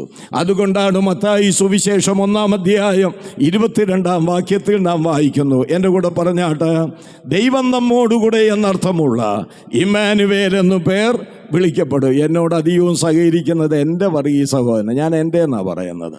എന്നോട് അയക്ക് വലിയ ഇഷ്ടമാണ്, എനിക്കും അങ്ങേരോട് വലിയ ഇഷ്ടമാണ്. അങ്ങേരാണ് എന്നോട് ചേർന്ന് പറയും, നിങ്ങൾക്ക് മോശമില്ല. അപ്പം നമുക്ക് ആ വാക്യം ഒന്നുകൂടെ പറയാം. എന്താണ് ഇപ്പോൾ പറഞ്ഞ വചനം? ദൈവം നമ്മോടുകൂടെ എന്നർത്ഥമുള്ള ഇമ്മാനുവേൽ എന്ന് പേർ വിളിക്കപ്പെടും എന്ന് പറഞ്ഞാൽ വചനം ജഡമായി തീർന്നു. ദൈവം ജഡത്തിൽ വെളിപ്പെട്ടുവെന്നാണ് അവിടെ എഴുതിയിരിക്കുന്നത്. അതിന് സമാനമായ ഒരു വചനമാണ് യോഹന്നാൻ്റെ സുവിശേഷം 1-ാം അധ്യായം 1-14 വാക്യങ്ങൾ. 1-ാം വാക്യത്തിൽ എന്താ പറയുന്നത്? ആദിയിൽ വചനമുണ്ടായിരുന്നു, വചനം ദൈവത്തോടു കൂടിയായിരുന്നു, വചനം ദൈവമായിരുന്നു. 14-ാം വാക്യത്തിലേക്ക് വരുമ്പോൾ എന്താ കാണുന്നത്? ഈ വചനം എന്ത് ചെയ്തു? ജഡമെടുത്ത് കൃപയും സത്യവും നിറഞ്ഞവനായി നമ്മുടെ ഇടയിൽ പാർത്തു. അപ്പോൾ ദൈവം ജഡമെടുത്തു. നോസിസ്റ്റുകൾ എന്നറിയപ്പെടുന്ന ഒരു ജ്ഞാനമതക്കാരുണ്ട്. അത് അപ്പോസ്തോലിക കാലഘട്ടം മുതലുണ്ട്. അവർ പറയുന്നത് എന്താണെന്നറിയാമോ? അങ്ങനെ ക്രിസ്തുവിന് ജഡത്തിൽ വെളിപ്പെടാൻ കഴിയുകയില്ല. പദാർത്ഥമെന്ന് പറയുന്നത് തിന്മ കലർന്നതാണ്. തിന്മ കലർന്ന പദാർത്ഥത്തിൽ ക്രിസ്തുവിന് വെളിപ്പെടാൻ കഴിയുകയില്ല. പക്ഷേ അവർക്കുള്ള മറുപടിയാണ് യോഹന്നാൻ അപ്പോസ്തലൻ തൻ്റെ സുവിശേഷത്തിലും ലേഖനത്തിലും കൊടുത്തിരിക്കുന്നത്. അവരുടെ തന്നെ വേറെയൊരു വകഭേദമുണ്ട്. ഡോസറ്റിക്കുകൾ എന്നാണ് അവരെ വിളിക്കുന്നത്. അവരെന്താ പറയുന്നതെന്നറിയാമോ? യേശു ജഡത്തിൽ വെളിപ്പെട്ടു, ക്രിസ്തു ജഡത്തിൽ വെളിപ്പെട്ടു എന്നുള്ളത് ഒരു തോന്നലാണ്, ഒരു മായക്കാഴ്ചയാണ്, അതല്ലാതെ യാഥാർത്ഥ്യമല്ല. അതുകൊണ്ടാണ് യോഹന്നാൻ്റെ 1-ാം ലേഖനം 1-ാം അധ്യായത്തിൻ്റെ ആദ്യ ഭാഗത്ത് അദ്ദേഹം പറഞ്ഞു, ഞങ്ങൾ കണ്ടതും ഞങ്ങൾ തൊട്ടതും ഞങ്ങൾ നോക്കിയതുമായ ജീവൻ്റെ വചനം. യോഹന്നാൻ പറയുക, ഇത് മായക്കാഴ്ചയൊന്നുമല്ല, ഇത് തോന്നലല്ല. ഞങ്ങൾ കഴിഞ്ഞ 3.5 വർഷം അവനെ കണ്ടുകൊണ്ടിരുന്നതാ, അവനെ നോക്കിക്കൊണ്ടിരുന്നതാ. പോരാഞ്ഞിട്ട് ഞങ്ങൾ അവനെ തൊട്ടതാ. പിന്നെങ്ങനെ മായക്കാഴ്ചയാകുന്നത്? അതുകൊണ്ട് ഇവിടുത്തെ സകല സിദ്ധാന്തങ്ങളും പരാജയപ്പെടുകയാണ്. യേശു ഈ ലോകത്തിൽ വന്നു, ദൈവം ജഡമെടുത്തു വന്നു. അതുകൊണ്ട് ദൈവത്തെ വെളിപ്പെടുത്തിയവനാണ് കർത്താവായ യേശു ക്രിസ്തു. യേശു ക്രിസ്തു ദൈവമാണെന്ന് വിവരിക്കുന്ന നിരവധി ഭാഗങ്ങളുണ്ട്. ഒരു കൂട്ടരിങ്ങനെ ചോദിക്കാറുണ്ട്, യേശു എവിടെയെങ്കിലും താൻ ദൈവമാണെന്ന് പറഞ്ഞിട്ടുണ്ടോ? ഉണ്ടോ? നിങ്ങൾ പറയിപ്പിക്കാനൊന്നും നേരമില്ല, ഇല്ലേ? കണ്ടുതള്ളിയായിരിക്കുന്നത്. യേശു ദൈവമാണെന്ന് എവിടെങ്കിലും പറഞ്ഞിട്ടുണ്ടോ? പുതിയ നിയമത്തിൽ എവിടെങ്കിലും പറഞ്ഞിട്ടുണ്ടോ? ഇല്ലെന്ന് നമ്മൾ മറുപടി പറയും. എൻ്റെ പൊന്നു സഹോദരൻ, ഞാൻ പറയും ഉണ്ടെന്ന് പറയും. മൗനമെങ്കിലും വാചാലമായിട്ട് അദ്ദേഹം പറഞ്ഞു, ഞാൻ ദൈവമാണെന്ന്. എന്താ കാര്യം? യഹൂദന്മാരുടെ ഏറ്റവും വലിയ ആരോപണം യേശുവിനെതിരെ എന്തായിരുന്നു? ഇവൻ ദൈവത്തെ പിതാവെന്ന് വിളിച്ചുകൊണ്ട് ദൈവത്തോട് ഇവനെ ആരാക്കുന്നു? സമനാക്കുന്നു. യേശു അത് കേട്ടിട്ട് മിണ്ടാതിരുന്നു, ക്ഷമയോദിച്ചില്ല, നിങ്ങൾക്ക് തെറ്റിപ്പോയി എന്ന് പറഞ്ഞില്ല. കാരണം അത് അംഗീകരിക്കുക, ഞാൻ അങ്ങനെ തന്നെയാണെന്ന് അദ്ദേഹം സമ്മതിക്കുക ചെയ്തത്. തന്നെയല്ല, കഴിഞ്ഞ സമയം ഞാൻ ഓർപ്പിച്ചതുപോലെ യേശുവിൻ്റെ അവകാശ പ്രഖ്യാപനം അവിടുത്തെ ദൈവത്വത്തെ അല്ലേ വെളിപ്പെടുത്തുന്നത്? യേശുവിനെ പോലെ അല്ലാതെ ആർക്കാണ് ഇങ്ങനെയൊരു അവകാശ പ്രഖ്യാപനം നടത്തുന്നത്? കഴിഞ്ഞ ദിവസം ഞാൻ പറഞ്ഞില്ലേ, കോട്ടയത്ത് നടന്ന സുവിശേഷമില്ലാത്ത സുവിശേഷ യോഗത്തെക്കുറിച്ച്. ആ സുവിശേഷ യോഗത്തിൽ ആ വലിയ മനുഷ്യൻ, ഇന്നലെ ഞാൻ പറഞ്ഞല്ലോ, ഇനി അയാളുടെ പേര് പറയുന്നില്ല, ആ മനുഷ്യൻ ഈ അവകാശവാദം മുഴുവൻ അവിടെ നിരത്തിയെന്ന് ഞാൻ കണ്ണുതള്ളിപ്പോയി. ഞാൻ അവിടെ പോയില്ല കേട്ടോ. ഞാൻ ഈ യൂട്യൂബിലൂടെ എൻ്റെ പ്രസംഗ പരിപാടി എല്ലാം കഴിഞ്ഞാൽ പിന്നെ എൻ്റെ പരിപാടി എന്നാണെന്നറിയാമോ? യൂട്യൂബിലൂടെ ഈ പ്രസംഗം കേൾക്കുക എന്നുള്ളത്. അത് അച്ഛന്മാരുടെയും കേൾക്കും കേട്ടോ. എനിക്ക് മർത്തോമായിലെ 3-4 നല്ല അച്ഛന്മാരുണ്ട്. അതുകൊണ്ട് നാളെ എല്ലാവരും കൂടെ അങ്ങോട്ട് പോകരുത്. അപ്പം മർത്തോമായിലെ കുറേ അച്ഛന്മാരുടെ ഞാൻ കേൾക്കും. കത്തോലിക്ക ചിലരുടെ, എല്ലാവരുടെയും ഒന്നും കേൾക്കുകയല്ല. ഒരു ചില വണ്ണമുള്ള ഒരു ബോബി അച്ഛനുണ്ട്, ബോബി അച്ഛൻ്റെ കേൾക്കും. അതുപോലെ തന്നെ ഞാൻ സെക്യുലർ ആളുകളുടെ കേൾക്കും, സുകുമാർ, അതുപോലെ തന്നെ സുനിൽ പി ഇളയടം. ഇയാൾ ഇതൊക്കെ കേൾക്കും, അതെല്ലാം കേൾക്കും. ഒരു പ്രഭാഷകൻ എന്ന് പറയുന്നത് നല്ല ശ്രോതാവായിരിക്കണമെന്ന് ഇന്നലെ ഞാൻ ഓർപ്പിച്ചല്ലേ. അപ്പം ഞാൻ ഇത് കേട്ടു. ഇത് കേട്ടപ്പോൾ ഇയാൾ ഈ അവകാശം മുഴുവൻ അങ്ങ് പറയുക. പറഞ്ഞേച്ച് ഇദ്ദേഹം അതൊക്കെ നല്ല ഭംഗിയായിട്ട് ആ വാതിലിനെ കുറിച്ചൊക്കെ അങ്ങോട്ട് അങ്ങോട്ട് പറഞ്ഞതേ ഭയങ്കരമാണ്. അപ്പം ഞാൻ ഓർത്തു, നമ്മുടെ ബ്രദറുകാരും കൂടെ പ്രസംഗിക്കുന്നവർ ഇത് പഠിച്ചാൽ നല്ലതാണ്. നമുക്കില്ലാത്ത ചില വിവരം ആ പുള്ളിക്കുണ്ടെന്ന് എനിക്ക് ബോധ്യമായി. ഞാൻ പറഞ്ഞത് മനസ്സിലായില്ലേ? അപ്പോൾ യേശുവിൻ്റെ കേൾക്കണം, സന്തോഷിക്കണം. നമ്മുടെ യേശുവിനെ കുറിച്ചാണ് പറയുന്നത്. ആ യേശു ദൈവമാണെന്നുള്ളത് അവിടുത്തെ അവകാശ പ്രഖ്യാപനം വെളിപ്പെടുത്തിയിരിക്കുക. ഇങ്ങനെ ആരാ പറയുന്നത്? ലോകത്തിലെ ഗുരുക്കന്മാരെന്ന് പറയുന്നത് ആരാ? ഈ കഴിഞ്ഞ ദിവസം ഒരു സംഗീത സംവിധായകൻ വിളിച്ചു പറഞ്ഞു, അതും വന്നതാ. അതിനകത്ത് അയാൾ പറഞ്ഞ എന്നാന്നറിയാമോ? ലോകത്തിൽ ഞാൻ നോക്കിയിട്ട് ഒറ്റ ഗുരുവേ ഉള്ളെന്ന് പറഞ്ഞു. ഒരു ഗുരുവിനെ ഞാൻ കാണുന്നുള്ളൂ, ആ മഹാഗുരു യേശുക്രിസ്തു ആണെന്ന് പറഞ്ഞു. അതാരുമാകട്ടെ, അങ്ങേരുടെയും പേര് ഇവിടെ പറഞ്ഞ് ഞാൻ ഈ വേദി വേറെയാക്കാൻ ആഗ്രഹിക്കുന്നില്ല. ഇങ്ങനെയൊക്കെ പറഞ്ഞാൽ മതിയല്ലോ. അപ്പോൾ അങ്ങനെയാണ് പറഞ്ഞത്, ഞാൻ ഒരൊറ്റ ഗുരുവിനെ കാണുന്നുള്ളൂ. എന്നിട്ട് അദ്ദേഹം പറഞ്ഞു എന്തറിയാമോ? ലോകത്തിൽ ഗുരുക്കന്മാരെന്ന് പറയുന്നവരൊക്കെ ശിഷ്യന്മാരെ കൊണ്ട് തങ്ങളുടെ കാല് കഴുകിക്കുമ്പോൾ ഈ ഗുരു ഉണ്ടല്ലോ ശിഷ്യന്മാരുടെ കാലുകൾ കുനിഞ്ഞ് കഴുകിയതാണെന്ന് പറഞ്ഞു. എന്താ ഇങ്ങനെ ജീവച്ചവം പോലെ ഇരിക്കുന്നത്? ഈ ഗുരുവിനെ സ്വന്തമാക്കാൻ ഭാഗ്യം കിട്ടിയ ദൈവമക്കൾ എത്ര വലിയ അനുഗ്രഹിക്കപ്പെട്ടവരാണ് പ്രിയപ്പെട്ടവരെ.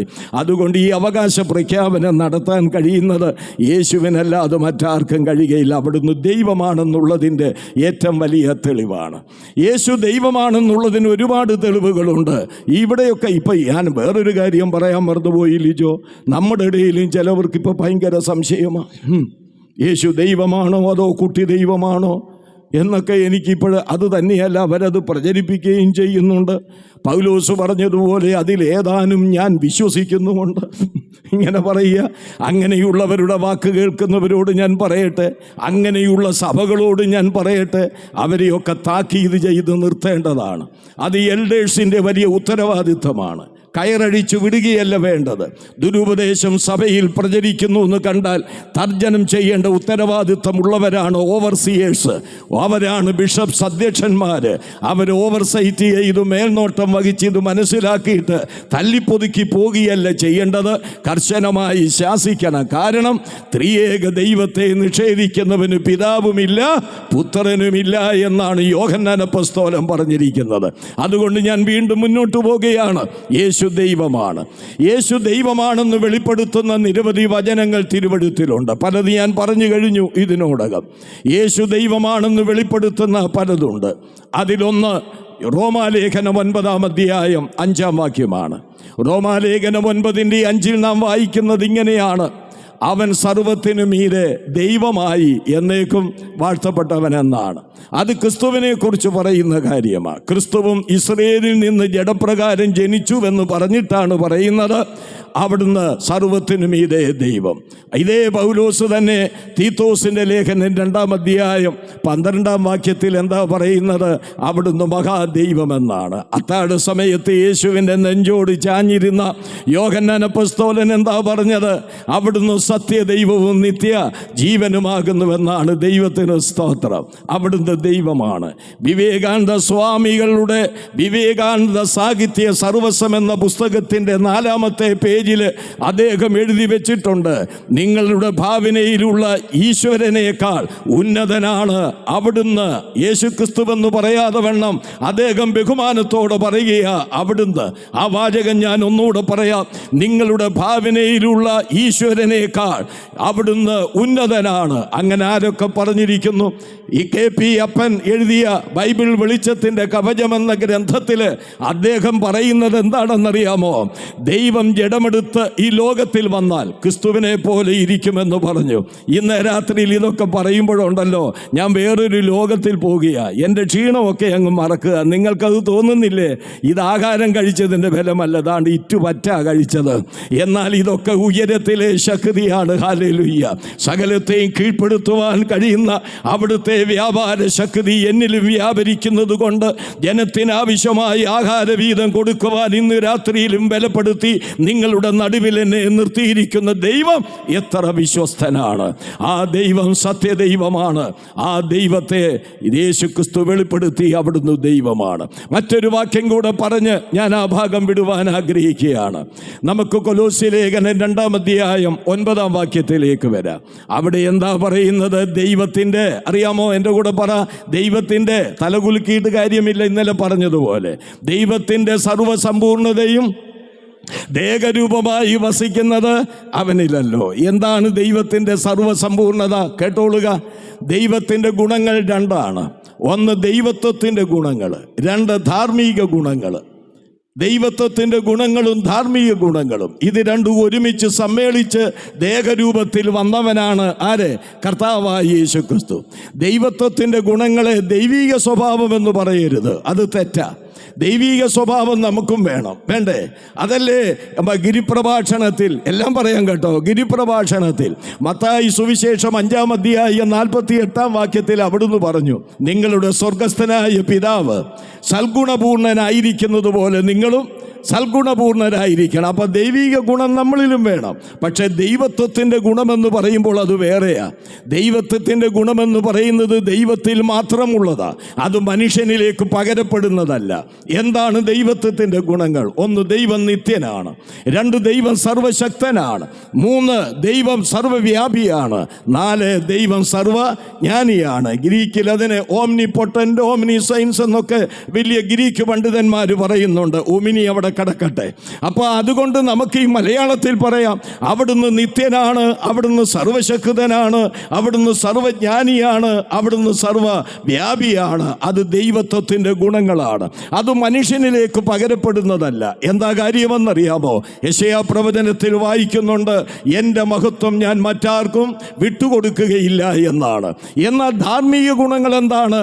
വിശുദ്ധി, സ്നേഹം, വിശ്വസ്തത, അതുപോലെ തന്നെ കരുണ, ദയ, ഇതൊക്കെ ധാർമ്മിക ഗുണങ്ങളാണ്. ഇതൊക്കെ നമ്മിലേക്ക് പകരപ്പെടുന്നതാണ്. ഞാനിവിടെ ഓർപ്പിച്ചത് ദൈവത്വത്തിൻ്റെ ആ ഗുണങ്ങളെല്ലാം യേശുവിലുണ്ടായിരുന്നു. ദൈവത്വത്തിൻ്റെ ധാർമ്മിക ഗുണങ്ങളും യേശുവിലുണ്ടായിരുന്നു. അവിടുന്ന് നിത്യനാണ്. അതുകൊണ്ടാണ് എബ്രായ ലേഖനകർത്താവ് പറയുന്നത്, യേശു ക്രിസ്തു ഇന്നലെയും ഇന്നും എന്നേക്കും അനന്യനാകുന്നുവെന്നാണ്. അവിടുന്ന് നിത്യനാണ്, അവിടുന്ന് സർവശക്തനാണ്. വെളിപ്പാട് പുസ്തകത്തിലും മറ്റും വായിക്കുന്നുണ്ട്, നമ്മുടെ സർവശക്തിയുള്ള ദൈവമായ കർത്താവ് രാജത്വമേറ്റിരിക്കുന്നു എന്നാണ്. അങ്ങനെ തുടങ്ങുന്ന നിരവധി വേദഭാഗങ്ങളുണ്ട്. അവിടുന്ന് സർവജ്ഞാനിയാണ്, മനുഷ്യനിലുള്ളത് മുഴുവൻ അറിയുന്നവനാണ് യേശുവെന്നുള്ള കാര്യം വ്യക്തമായി പറയുന്നുണ്ട്. പത്രോസ് ഒരിടത്തിങ്ങനെ പറഞ്ഞു, കർത്താവേ നീ സകലവും അറിയുന്നുവെന്ന്. അങ്ങനെ തുടങ്ങുന്ന ഒത്തിരി കാര്യങ്ങൾ. അതുകൊണ്ട് വാത്സല്യ സഹോദരങ്ങളെ, അവിടുന്ന് നിത്യൻ, അവിടുന്ന് സർവശക്തൻ, അവിടുന്ന് സർവജ്ഞാനി, അവിടുന്ന് സർവ്വവ്യാപി. ഈ മൈക്കിൻ്റെ ശബ്ദപരിധിക്കുള്ളിൽ അകത്തും പുറത്തുമായിട്ടൊക്കെ എൻ്റെ വാക്കുകളെ കേൾക്കുന്നവരോട് ഞാൻ ചോദിക്കട്ടെ, യേശുവിനെ നിങ്ങൾ എങ്ങനെയാണ് കാണുന്നത്? കേവലം ഒരു നല്ല മനുഷ്യനായിട്ടാണോ? കേവലം ഒരു പ്രവാചകനായിട്ടാണോ? കേവലം ഒരു മഹാനായിട്ടാണോ? അവിടുന്ന് ഒരു മതഗുരുവായിട്ടാണോ? മതനേതാവായിട്ടാണോ? മതസ്ഥാപകനായിട്ടാണോ? എങ്കിൽ തെറ്റുപറ്റിയിരിക്കുക. അവിടുന്ന് ദൈവമാണ്. ഞാൻ അങ്ങനെയുള്ളവനെന്ന് നിങ്ങൾ വിശ്വസിക്കുന്നില്ലെങ്കിൽ നിങ്ങൾ നിങ്ങളുടെ പാപങ്ങളിൽ മരിക്കും. യേശു ദൈവമാണ്, യേശു ദൈവമാണ്. ദൈവത്തെ കാണാൻ ആരൊക്കെ ആഗ്രഹിച്ചോ അവരൊക്കെ വന്നുപെട്ടത് യേശുവിൻ്റെ പാദപീഠത്തിലാണ്. ഒരിക്കൽ ഫിലിപ്പോസ് എന്ന ശിഷ്യൻ യേശുവിനോട് പറഞ്ഞു, കുറേ കാലമായി ഞങ്ങളോട് പിതാവിനെ കുറിച്ച് പറയുന്നുണ്ട്, ഈ പിതാവിനെ ഞങ്ങൾക്കൊന്ന് കാണിച്ചു തരണമെന്ന് പറഞ്ഞു. അപ്പോൾ യേശു എന്താ പറഞ്ഞത്? ഫിലിപ്പോസേ, ഇത്രയും നാൾ അതുവഴി പോയിട്ട് കാലങ്ങളായെന്ന് എനിക്കറിയാം. ഇത്രയും നാൾ ഞാൻ നിങ്ങളോടുകൂടെ ഇരുന്നിട്ടും പിതാവിനെ കാണിച്ചു തരേണം എന്ന് പറയുന്നത് എങ്ങനെ? എന്നെ കണ്ടിരിക്കുന്നവൻ പിതാവിനെ കണ്ടിരിക്കുന്നു. ഒരു വസ്തുത പറയാം. ഇന്ന് തൃത്വത്തെയും യേശുവിൻ്റെ ദൈവത്വത്തെയും നിഷേധിക്കുന്നവർ പറയുന്നത് പുത്രൻ പിതാവിനോട് സാമ്യനാണെന്ന്. അങ്ങനെ വലിയ ഔദാര്യം കാണിക്കണ്ട. പുത്രൻ പിതാവിനോട് സാമ്യനല്ല, പുത്രൻ പിതാവിനോട് സാമനാണെന്നുള്ള വസ്തുത ഈ രാത്രിയിൽ മനസ്സിലാക്കണം. എന്താ സന്തോഷമായില്ലേ? ആ ദൈവമാണ് നമ്മുടെ ഉള്ളത്തിൽ വസിക്കുന്നത്. മനസ്സിലായില്ലേ? ആ ഭാഗം ഞാൻ വിടുകയാ. യേശു ദൈവമാണ്. രണ്ടാമത് യേശുവിനെ സംബന്ധിച്ച് ഈ 1-ാം അധ്യായം 15-ാം വാക്യത്തിൽ വീണ്ടും പറയുന്നത്, അവിടുന്ന് സർവ്വ സൃഷ്ടിക്കും ആദ്യജാതൻ. ഇത് കുറേ കുഴപ്പമുണ്ടാക്കുന്നതാണ്. സർവ്വ സൃഷ്ടിക്കും ആദ്യജാതൻ. ആദ്യജാതൻ എന്ന് പറഞ്ഞാൽ തോന്നും ആദ്യം ജനിച്ചവൻ, ആദ്യം ഉത്ഭവിച്ചവൻ, അല്ലെങ്കിൽ ഉണ്ടാക്കപ്പെട്ടവൻ, സൃഷ്ടിക്കപ്പെട്ടവൻ എന്നൊക്കെ അർത്ഥം നമുക്കതിനെടുക്കാനായിട്ട് കഴിയും. എൻ്റെ വാത്സല്യ സഹോദരങ്ങളോട് പറയട്ടെ, അങ്ങനെ ഒരു ആശയമല്ല അവിടെ പറഞ്ഞിരിക്കുന്നത്. അതിൻ്റെ ശരിയായിരിക്കുന്ന ആശയം ഇതാണ്: സർവ്വ സൃഷ്ടിക്കും ഉന്നതൻ എന്നാണ്. സർവ്വ സൃഷ്ടിക്കും ഉന്നതൻ. യേശു സർവ്വ സൃഷ്ടിക്കും ഉന്നതനാണ്. യേശു സൃഷ്ടിയല്ലെന്നുള്ളത് അറിയാൻ വയ്യേ. നമുക്കറിയാം, ഈ തൃത്വത്തെ നിഷേധിക്കുന്ന അവരുടെയും പേര് പറഞ്ഞ് അവരെ വലുതാക്കേണ്ട കാര്യമൊന്നുമില്ല. തൃത്വത്തെ എല്ലാവരും വെള്ളം കുടിക്കാൻ തുടങ്ങിയോ ഇപ്പോഴേ? ഇതുവരെ ഞാൻ ഒരു തുള്ളി വെള്ളം കുടിച്ചില്ലല്ലോ. ഇത് മടുമടാന്ന് കുടിക്കുക ഓരോരുത്തരും ഇവിടെ ഇരുന്നു. അപ്പം ഇതെല്ലാം ഞാൻ നോക്കിക്കൊണ്ടായിരിക്കുന്നത്. അപ്പോൾ ഒന്ന് ശ്രദ്ധിച്ചു കൊള്ളുക. യേശു ക്രിസ്തുവിനെ, ദൈവത്തെ നിഷേധിക്കുന്ന തൃത്വനിഷേധികളായവർ യേശുവിനോടുള്ള ബന്ധത്തിൽ എന്താ പറയുന്നതെന്നറിയാമോ? ദൈവം പ്രപഞ്ച സൃഷ്ടികൾക്കൊക്കെ മുൻപ് ക്രിസ്തുവിനെ സൃഷ്ടിച്ചു. ക്രിസ്തുവിലൂടെ എന്ത് ചെയ്തു? ഈ പ്രപഞ്ചത്തെ സൃഷ്ടിച്ചു എന്നാണ്. ഈ വാക്യമാണ് അതിനെടുക്കുന്നത്. അതിന് വേറൊരു വാക്യം കൂടുണ്ട്. അതൊക്കെ എടുത്തു വന്ന് നേരം വെളുക്കും. കാര്യം ഞാൻ ഇന്ന് ഓർത്തു 7 മണിക്ക് പ്രസംഗിക്കാൻ കിട്ടുമെന്ന്. എത്ര സമയം നേരത്തെ തുടങ്ങിയാലും കോരന് കുമ്പിളിൽ കഞ്ഞിയാണെന്നുള്ളത് ഇന്ന് എനിക്ക് മനസ്സിലായി. അപ്പോൾ അതിലേക്ക് ഞാൻ മുന്നോട്ട് പോകാൻ ആഗ്രഹിക്കുന്നില്ല. അപ്പോൾ ഞാൻ പറഞ്ഞതിൻ്റെ സാരം എന്താണെന്ന് ചോദിച്ചാൽ, അങ്ങനെയാണ് അവർ പഠിപ്പിക്കുന്നത്. ദൈവമാണ് ഈ പ്രപഞ്ചത്തിന് മുൻപ് യേശുവിനെ സൃഷ്ടിച്ചു, യേശുവിലൂടെ ഈ പ്രപഞ്ചം സൃഷ്ടിച്ചുവെന്നാണ്. പ്രിയപ്പെട്ടവരെ, അങ്ങനെയല്ല. യേശു സൃഷ്ടിക്കപ്പെട്ടവനല്ല, അവിടുന്ന് സൃഷ്ടിയാണ്. ഞാൻ 2-3 വാക്യങ്ങൾ നിങ്ങൾക്കറിയാവുന്നത് തന്നെ നിങ്ങളുടെ പരമാർത്ഥ മനസ്സുണർത്തിച്ചൊന്ന് കേൾപ്പിക്കാൻ ആഗ്രഹിക്കുകയാണ്. യോഹന്നാന്റെ സുവിശേഷം 1-ാം അധ്യായം 1 മുതൽ 3 വരെയുള്ള വാക്യങ്ങൾ നമുക്കറിയാം. ഇപ്പോൾ നമ്മളത് പറയാൻ പോകുകയാണ്. ആദിയിൽ വചനമുണ്ടായിരുന്നു, വചനം ദൈവത്തോടുകൂടിയായിരുന്നു, വചനം ദൈവമായിരുന്നു എന്ന് പറഞ്ഞിട്ട് ഉളവായതൊന്നും അവനെ കൂടാതെ ഉളവായതല്ല, അവനെ കൂടാതെ ഉളവായതല്ല. ഇവിടെ നാം വായിക്കുന്ന സമയത്ത് അവിടെ അതിൻ്റെ 16-ാം വാക്യം, കൊലോസ്യർ 1:16 എന്താണ് അവിടെ എഴുതിയിരിക്കുന്നത് നോക്ക്. സ്വർഗത്തിലുള്ളതും ഭൂമിയിലുള്ളതും ദൃശ്യമായതും അദൃശ്യമായതും, സിംഹാസനങ്ങളാകട്ടെ, കർത്തൃത്വങ്ങളാകട്ടെ, വാഴ്ചകളാകട്ടെ, അധികാരങ്ങളാകട്ടെ, സകലവും അവൻ മുഖാന്തരം സൃഷ്ടിക്കപ്പെട്ടു, അവൻ മുഖാന്തരവും അവനായിട്ടും സൃഷ്ടിക്കപ്പെട്ടു. ഈ വചനം വായിച്ചാൽ ദൈവാത്മാവ് ഉള്ളിലുള്ളവൻ്റെ ഹൃദയം എങ്ങനെയാണ് കുളിർക്കാതിരിക്കുന്നത്? എങ്ങനെയാണ് തുള്ളിച്ചാടാത്തത്? ഇവിടെ എന്താ എഴുതിയിരിക്കുന്നത്? യേശു ഒരു സൃഷ്ടി എന്ന് പഠിപ്പിക്കുന്ന ഈ പാഷാണ്ഡ മതക്കാരുടെ നടുവിൽ വ്യക്തമാക്കാൻ കഴിയുന്ന അനുഗ്രഹിക്കപ്പെട്ട 2 വചനങ്ങളല്ലേ അത്? ഉളവായതൊന്നും അവനെ കൂടാതെ ഉളവായതല്ല. എന്തൊക്കെ ഈ പ്രപഞ്ചത്തിൻ്റെ കീഴിൽ ദൃശ്യമായതും അദൃശ്യമായതുമൊക്കെ ഉളവാക്കപ്പെട്ടിട്ടുണ്ടോ, ആ ഉളവാക്കപ്പെട്ടതെല്ലാം യേശു മുഖാന്തരമായിട്ടാണ്. അതിനർത്ഥം എന്താണ്? അവൻ ഉളവാക്കപ്പെട്ടവനല്ല, അവൻ ഉളവാക്കിയവനാണ്. ഇവിടെയും അതാണ് പറയുന്നത്. സ്വർഗത്തിലുള്ളതും ഭൂമിയിലുള്ളതും ദൃശ്യമായതും അദൃശ്യമായതും, സിംഹാസനങ്ങളാകട്ടെ, വാഴ്ചകളാകട്ടെ എന്ന് പറഞ്ഞ് വിവരിച്ചതിന് ശേഷം കേൾക്കുക. സകലവും അവൻ മുഖാന്തരം ഉളവായി, അവൻ മുഖാന്തരവും അവൻ നിമിത്തവും അവനായിട്ടും ഉളവായി എന്നാണ്. ആകയാൽ എൻ്റെ വാത്സല്യ സഹോദരങ്ങളെ, യേശു എങ്ങനെയുള്ളവനെന്ന് ബൈബിൾ വെളിപ്പെടുത്തുമ്പോൾ 2, അവിടുന്ന് സൃഷ്ടാവാണ്. എൻ്റെ ഭാഷയിൽ ഞാൻ ഇങ്ങനെ അങ്ങ് പറഞ്ഞു പോകട്ടെ. ആകാശത്തെ വിരിച്ചത് അവിടുത്തെ കരമാണ്, ഭൂമിക്ക് അടിസ്ഥാനമിട്ടത് അവിടുത്തെ കരമാണ്, സമുദ്രത്തിലെ വെള്ളത്തെ കൂമ്പാരമായി കൂട്ടിയത് അവിടുത്തെ കരമാണ്, സകല ജ്യോതിർഗോളങ്ങളെയും അതിൻ്റെ ഭ്രമണപഥത്തിലൂടെ വ്യതിചലിച്ചു പോകാതെ അതിനെ നിയന്ത്രിച്ചു കൊണ്ടിരിക്കുന്നത് ഹല്ലേലൂയ അവിടുത്തെ കരമാണെന്നുള്ളത് ഇന്ന് രാത്രി മനസ്സിലാക്കി ആ ദൈവത്തിന് മുൻപാകെ സകല സ്തോത്രവും സ്തുതിയും നമ്മൾ അർപ്പിക്കണം. അവിടുന്ന് സൃഷ്ടാവാണ്, അവിടുന്ന് ദൈവമാണ്, അവിടുന്ന് സൃഷ്ടാവാണ്. ആ ദൈവവും സൃഷ്ടാവുമായവനാണ് നമ്മുടെ ഈ ചെറിയ ജീവിതത്തിലേക്ക് വന്നിരിക്കുന്നത്. തോന്നിയിട്ടുണ്ടോ മക്കളെ? ആ ദൈവവും സൃഷ്ടാവുമായവനാണ് നമ്മുടെ ഹൃദയത്തിൽ വന്നിരിക്കുന്നത്. അതിൽ ആനന്ദ കുതുകനായിട്ട് ഒരു ഭക്തനായ കവി ഒരു പാട്ട് എഴുതി. ആ പാട്ട് മുഴുവൻ പാടാൻ ഞാൻ ആഗ്രഹിക്കുന്നില്ല. പാട്ടുകാരൊക്കെ ഇവിടെ ഇരിപ്പുണ്ട്. സാക്ഷാൽ യേശുദാസ് ഇരുന്നാലും ആനന്ദം വന്നാൽ ചാണ്ടപ്പിള്ള ഈ പറുപറ ശബ്ദത്തിൽ പാടും. കാര്യം അതിൻ്റെ സന്തോഷമായി എനിക്കുള്ളത്. ഈ ദൈവവും സൃഷ്ടാവുമായവൻ എൻ്റെ ഉള്ളത്തിലേക്ക് വന്നപ്പോൾ എനിക്കൊരു പാട്ടുണ്ട്, നമുക്ക് ചേർന്നത് പാടാം. ആനന്ദമേ പരമാനന്ദമേ ഇതു സ്വർഗീയ സന്തോഷമേ, ഈ പാർത്തലത്തിൽ സൃഷ്ടികർത്തനവൻ എൻ്റെ ഉള്ളത്തിൽ വന്നതിനാൽ, ഈ പാർത്തലത്തിൽ സൃഷ്ടികർത്തനവൻ ആമേൻ എൻ്റെ ഉള്ളത്തിൽ. സന്തോഷമില്ലേ? ആരാ വന്നിരിക്കുന്നത്? ആരാ നമ്മുടെ ജീവിതത്തിലേക്ക് വന്നിരിക്കുന്നത്? പാപനിമിത്തം മലീമസമായ നമ്മുടെ ജീവിതത്തിലേക്ക്, നാറുമാറായ നമ്മുടെ ജീവിതത്തിലേക്ക്, ആർക്കും കൊള്ളാതിരുന്ന നമ്മുടെ ജീവിതത്തിലേക്ക്, ആർക്കും വേണ്ടാതിരുന്ന നമ്മുടെ ജീവിതത്തിലേക്ക്, ആരും തിരിഞ്ഞു നോക്കാതിരുന്ന നമ്മുടെ ജീവിതത്തിലേക്ക് പരമാനന്ദ ദൈവം, പരമോന്നതനായവൻ നമ്മുടെ ഹൃദയത്തിലേക്ക് ഇറങ്ങി വന്നു. ഹല്ലേലൂയ. ഞാൻ രക്ഷിക്കപ്പെട്ടത് എൻ്റെ 19-ാമത്തെ വയസ്സിലാണ് കേട്ടോ. 19-ാമത്തെ വയസ്സിലാണ്. എല്ലാം കൂടെ കണക്ക് കൂട്ടിയാൽ ക്രിസ്തീയ ജീവിതമെന്ന് പറയുന്നത് ഏതാണ്ട് ഒരു 53 വർഷത്തെ ഉണ്ട്. 50 സുവിശേഷ വേലയുടെ അല്ല, മൊത്തത്തിൽ ആകത്തുക ടോട്ടൽ 53 വർഷത്തെ ക്രിസ്തീയ ജീവിതമാണ്. പറയട്ടെ, ഈ 53 വർഷമായി പോകുന്നിടത്തൊക്കെ ഇദ്ദേഹത്തെ ചുമന്നുകൊണ്ടാ പോകുന്നത്. Hallelujah, hallelujah, hallelujah.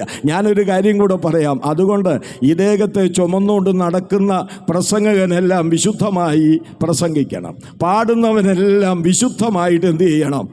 പറ, ഉറക്കെ പറ, പാടണം. ചുമ്മാത് പാടിയിട്ടും ചുമ്മാത് പ്രസംഗിച്ചിട്ടും ഒന്നും കാര്യമില്ല. ആർക്കും പാടാം, ആർക്കും പ്രസംഗിക്കാം. ഇദ്ദേഹത്തെ ചുമക്കുന്നവൻ, ഇദ്ദേഹം ആരാ? വിശുദ്ധനാണ്. ഹല്ലേലൂയ. അദ്ദേഹത്തെ നമ്മൾ യെശയ്യാ പ്രവചനത്തിൽ ഒരു വാക്യം വായിക്കുന്നില്ലേ? എന്താ വായിക്കുന്നത്? യഹോവയുടെ ബാക്കി പൂരിപ്പിക്കുന്നവർക്ക് ഞാനൊരു സമ്മാനം കൊടുക്കും. എന്നാ സമ്മാനം എന്ന് ചോദിച്ചാൽ സമയത്ത് നിർത്തുമെന്നുള്ളതാണ്. അപ്പോൾ അതൊന്ന് എൻ്റെ കൂടെ ഒന്ന് പറയാമോ? യഹോവയുടെ ഉപകരണങ്ങളെ ചുമക്കുന്നവരെ, സേവ്യറെ പറ, സേവ്യറെ രക്ഷകൻ പറ, യഹോവയുടെ ഉപകരണങ്ങളെ ചുമക്കുന്നവരെ നിങ്ങളെ തന്നെ നിർമ്മലീകരിപ്പീൻ. യഹോവയുടെ ഉപകരണങ്ങളെ ചുമക്കുന്നവരെ നിങ്ങളെ തന്നെ. നാം ഉണ്ടല്ലോ, ഞാനങ്ങ് പറയുക, സന്തോഷം കൊണ്ട് പറയുക കേട്ടോ ബ്രദറെ, ദൈവദാസനെ. ഈ ദൈവത്തിൻ്റെ ശുശ്രൂഷയ്ക്കായി വേദി നിൽക്കുമ്പോൾ ഉണ്ടല്ലോ, കലാപരിപാടിയായിട്ട് നിൽക്കരുത്, കലാപരിപാടിയായിട്ട് നിൽക്കരുത്. ഭയത്തോടും വിറയലോടും കൂടെ പറയണം. നീ പറയുന്ന കാര്യങ്ങൾ നിൻ്റെ അകത്തുനിന്നായിരിക്കണം, നിന്റെ ആത്മാർത്ഥതയിൽ നിന്നായിരിക്കണം. നീ പറയുന്ന കാര്യങ്ങൾ നീ വിശ്വസിച്ചുകൊണ്ട് വേണം പറയാൻ. നീ പാടുന്ന കാര്യങ്ങൾ വിശ്വസിച്ചുകൊണ്ട് വേണം പാടാൻ. നിന്റെ ഉള്ളത്തിൽ നിന്ന്, ഹൃദയത്തിൽ നിന്ന് വേണം അതൊക്കെ വരാൻ. അല്ലെങ്കിൽ ദൈവത്തിന് ഇഷ്ടമല്ല, ദൈവത്തിന് പ്രസാദമല്ല. ആകയാൽ ഇന്ന് രാത്രിയിൽ പറയട്ടെ, യേശുവാരാണ്? അവിടുന്ന് ദൈവം, അവിടുന്ന് സൃഷ്ടാവ്. ആ ദൈവവും സൃഷ്ടാവുമായവൻ നമ്മുടെ ഹൃദയത്തിലേക്ക് വന്നിരിക്കുക. ഇനിയും അവിടുന്ന് ആരാണ്? വേഗത്തിൽ പറയണമല്ലോ. ഇനിയും അവിടുന്ന് ആരാണെന്ന് ഈ ഭാഗം വെളിപ്പെടുത്തുന്നുണ്ട്. അതിൻ്റെ 21 മുതൽ 22 വരെയുള്ള വാക്യങ്ങൾ. അവിടെ എന്താ എഴുതിയിരിക്കുന്നത്? മുൻപേ ദുഷ്പ്രവർത്തികളാൽ മനസ്സുകൊണ്ടകുന്നവരും ശത്രുക്കളുമായിരുന്ന നിങ്ങളെ അവൻ്റെ മുൻപിൽ വിശുദ്ധരും നിഷ്കളങ്കരും കുറ്റമില്ലാത്തവരുമായി നിർത്തേണ്ടതിന് അവനിപ്പോൾ തൻ്റെ ജഡശരീരത്തിൽ തൻ്റെ മരണത്താൽ നിരപ്പിച്ചു. ആരാ നിരപ്പിക്കേണ്ടത്? പറ, ആരാ നിരപ്പിക്കേണ്ടത്? അകന്നുപോയ 2 പേരെ നിരപ്പിക്കുന്നവനെ നമ്മൾ എന്താ വിളിക്കുന്നത്? എന്താ വിളിക്കുന്നത്? ഇവർ പറയുന്നില്ല, ഈ സഹോദരിമാർ പറയും തോന്നും, മധ്യസ്ഥൻ. നിരപ്പിക്കുന്നവരെ, അകന്നുപോയ 2 പേരെ അടുപ്പിക്കുന്നവനെ, അടിപ്പിക്കുന്നവരല്ല, അടുപ്പിക്കുന്നവനെ. 2 പേരെ, അകന്നുപോയ 2 പേരെ അടുപ്പിക്കുന്നവനെ നമ്മൾ വിളിക്കുന്ന പേരാണ് ആര്? മധ്യസ്ഥനെന്ന്. ദൈവത്തിന് സ്തോത്രം. മക്കളെ കേട്ടോണം. യേശു ആരാ? യേശു എങ്ങനെയുള്ളവനാ? 1 ദൈവം, 2 സൃഷ്ടാവ്, 3 അവിടുന്ന് മധ്യസ്ഥനാണ്. ആർക്കാണ് മധ്യസ്ഥത വേണ്ടത്? അകന്നുപോയവർക്ക്. ആരാണ് അകന്നുപോയത്? മനുഷ്യനാണ്. അവിടെ എഴുതിയിട്ടുണ്ട് 21-ാം വാക്യത്തിൽ, മുമ്പേ ദുഷ്പ്രവർത്തികളാൽ മനസ്സുകൊണ്ട് അകന്നവരും പോരാ, ശത്രുക്കളുമായി. മനുഷ്യവർഗം മുഴുവത്തെ സ്ഥിതി അതാ. അവര് മനസ്സുകൊണ്ട് അകന്നുപോയി, പാപനിമിത്തമായി.